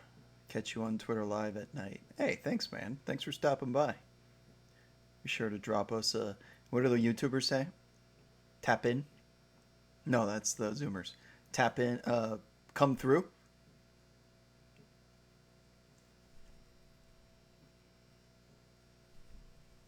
Come through, yo. Someone's gonna clip that, aren't they? I didn't mean it. I'm just trolling. Oh, YouTubers, they say like and subscribe, right? Like and subscribe.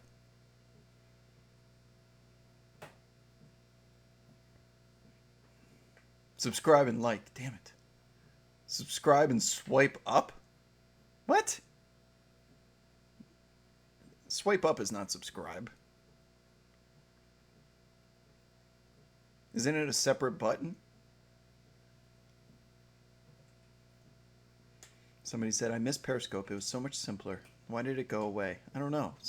Ask Twitter what happened to Vine and Periscope. My two vital social media platforms. Taken from me. I guess I'm here now. With you Zoomers in Twitch. Come through, yo.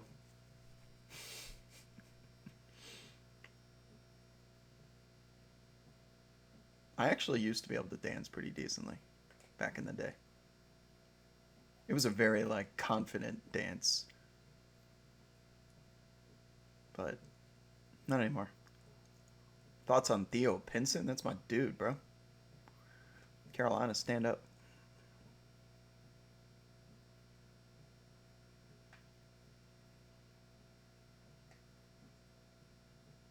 MSG is going to be quite loud.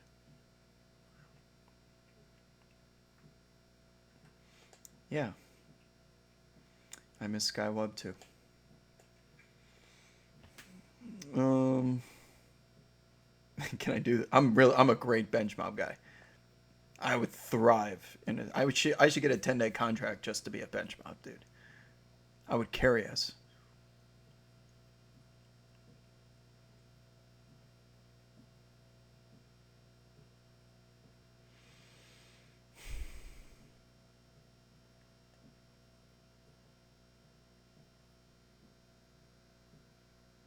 AD over under 30 points tomorrow.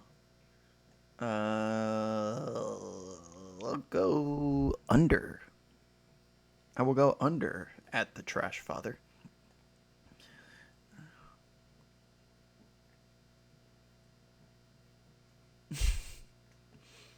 If I say Mike Malone, is it like saying Candyman in the mirror 3 times? He's going to appear. Candyman, Mike Malone, Mike Malone, Mike Malone.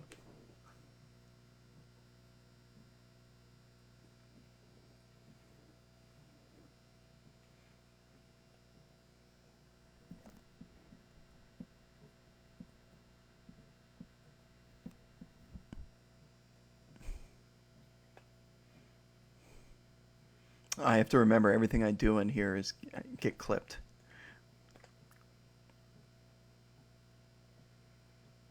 What are y'all still doing up? What do you guys do? You can be up at 3:20 on a Sunday morning. I know why I'm up, but why are you up?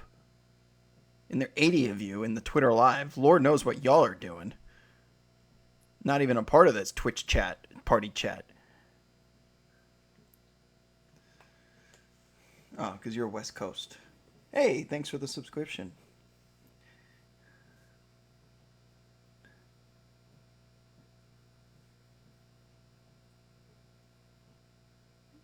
No kids, no wife, we stand.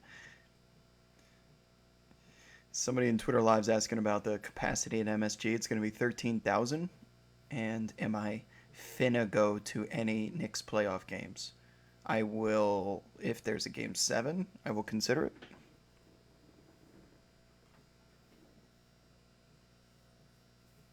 it. At least somebody's honest. Twitter Live said, I'm drunk, that's why. I'm just chilling. Hey, I'm not judging.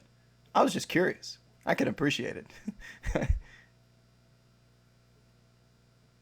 Somebody said my girlfriend is asleep. I know, this is why I need to get back to the West Coast. Get back to the West Coast where it would be 12:22 right now and it would be a normal hour. Watching basketball and trying to create content around it on the East Coast is, you better be willing to endure these hours. People with families and kids and shit, that's why they don't survive in this industry for very long, living on the East Coast. Talk hockey now. I have a big future on the Carolina Hurricanes to win the Stanley Cup at plus 1,500, and I would very much enjoy them winning it. Omaha, Nebraska. Somebody said I'm drunk, single, and watch too much basketball. Oh well. I like that guy. Somebody asked, how's a guy supposed to sleep after a Nets W like that? I don't blame you, my friend. I'd be up too. I was up watching the Lakers-Warriors game. I'm not even a fan of either of those teams. And then I was up watching Warriors-Grizzlies at 6 o'clock in the morning with the birds chirping because the game was so good, let alone if my team performed well. And of course, if you're a Nets fan, I'd be staying up rewatching all those damn games. Lord knows when you're ever going to have a team that good again. Enjoy it, my friend.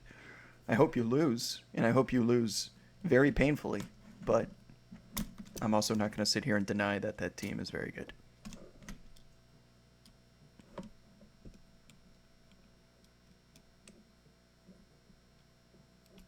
Game I'm looking most forward to tomorrow.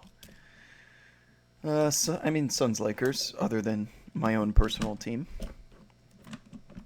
Just Madison Square Garden will be bumping. It's going to be an ugly ass game.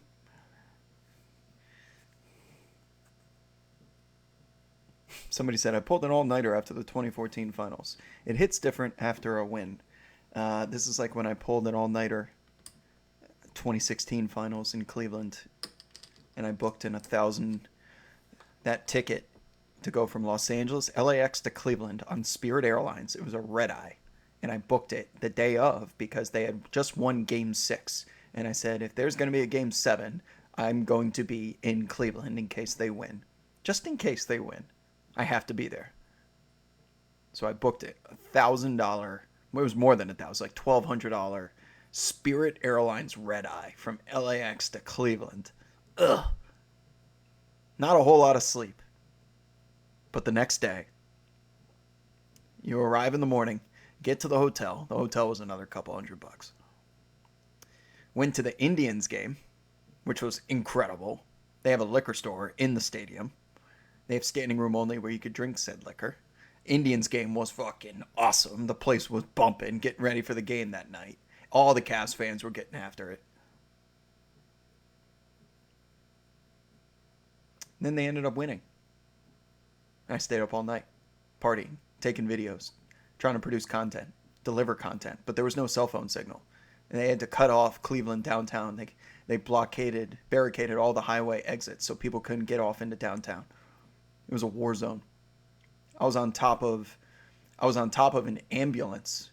I climbed to the top of an ambulance I was trying to go live on Periscope. I remember I was dying. I was trying to connect to like Wi-Fi's in like Starbucks and shit, and nothing was working.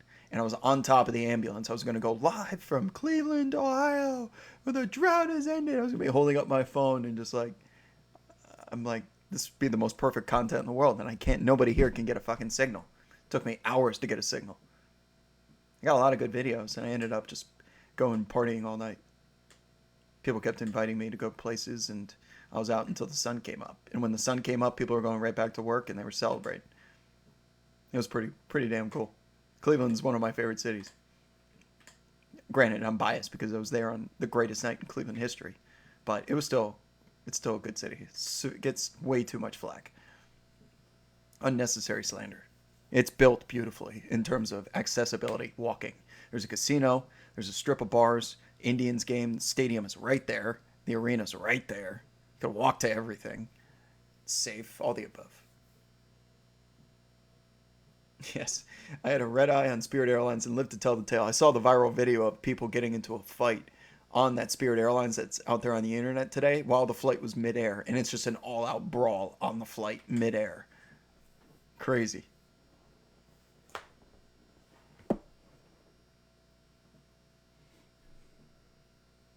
If Cleveland gets unnecessary slander, what city gets necessary slander?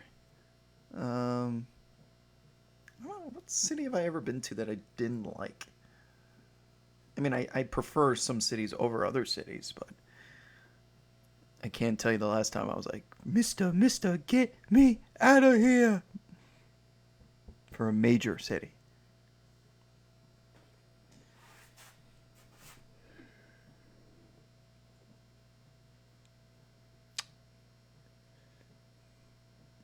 Yeah, Detroit's changed, though. You're thinking about the Detroit from the At Least We're Not Detroit video. And they've rebuilt the entire downtown there. Thoughts on Charlotte? It's nice, but it's boring. I've been to Charlotte 10,000 times. It's just, Charlotte is meant for people with families. If you have a family, great city, but not if you're a single dude trying to get it in.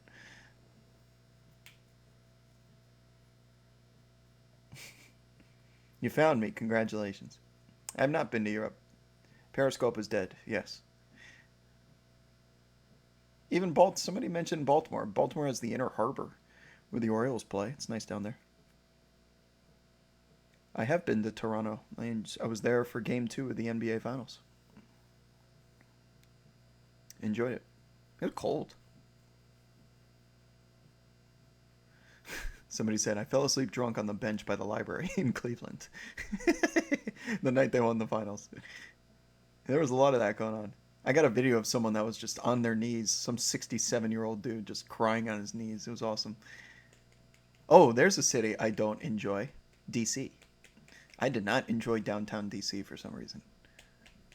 I don't like the way it's built. Ugh. Just everything about it. Not for me.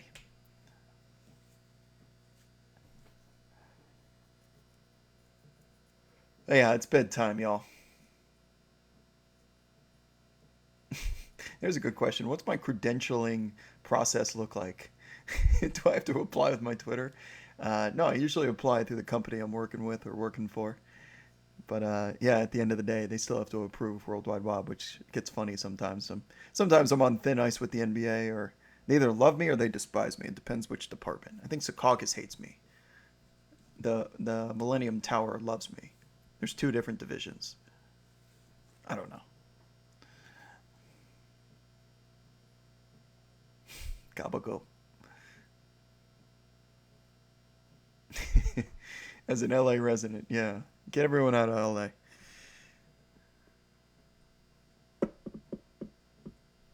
Yeah, I know Detroit is rebuilt. It's not the same Detroit. Cleveland is not the same Cleveland that people thought of many years ago.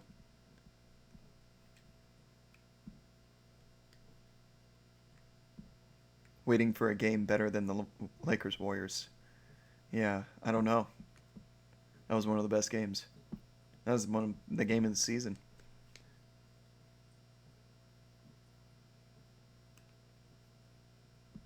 Why would I want to watch a Knicks game on Twitch?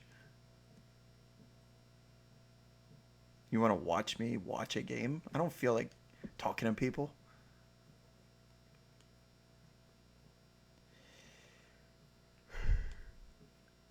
I have met Adam Silver. I think I have that picture.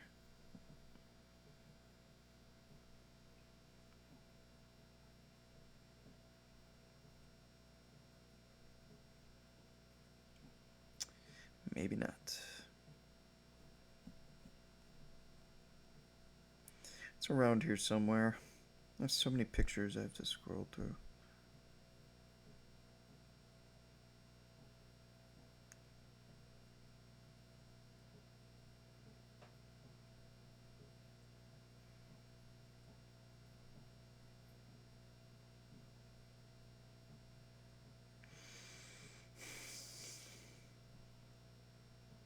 Oh, did I find it?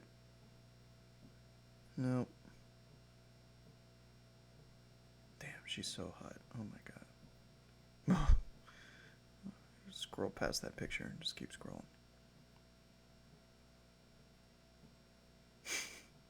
I have so many Windhorse videos in here. He's so funny. There it is.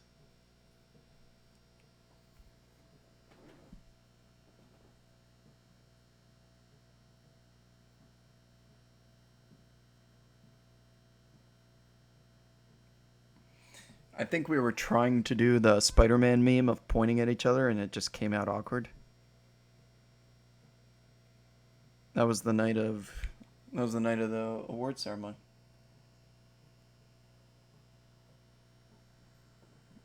Do I have to always get out of the picture for this shit to work?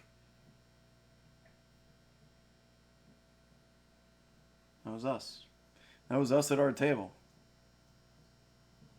No pressure. Don't fuck up. All right?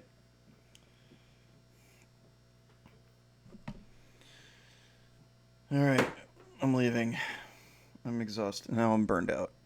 2.5 hours. How do I keep going this long on these things? Oh, man.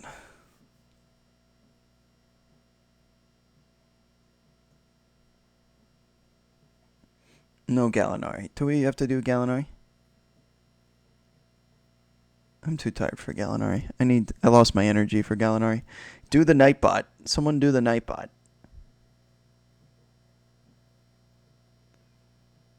What's a reasonable contract extension for Julius Randle? Whatever the max is. That's what he's going to get. Goodbye, Nightbot. Good night, Nightbot. Miss you. All right, folks. Until next time. See you tomorrow. I'm going to bed.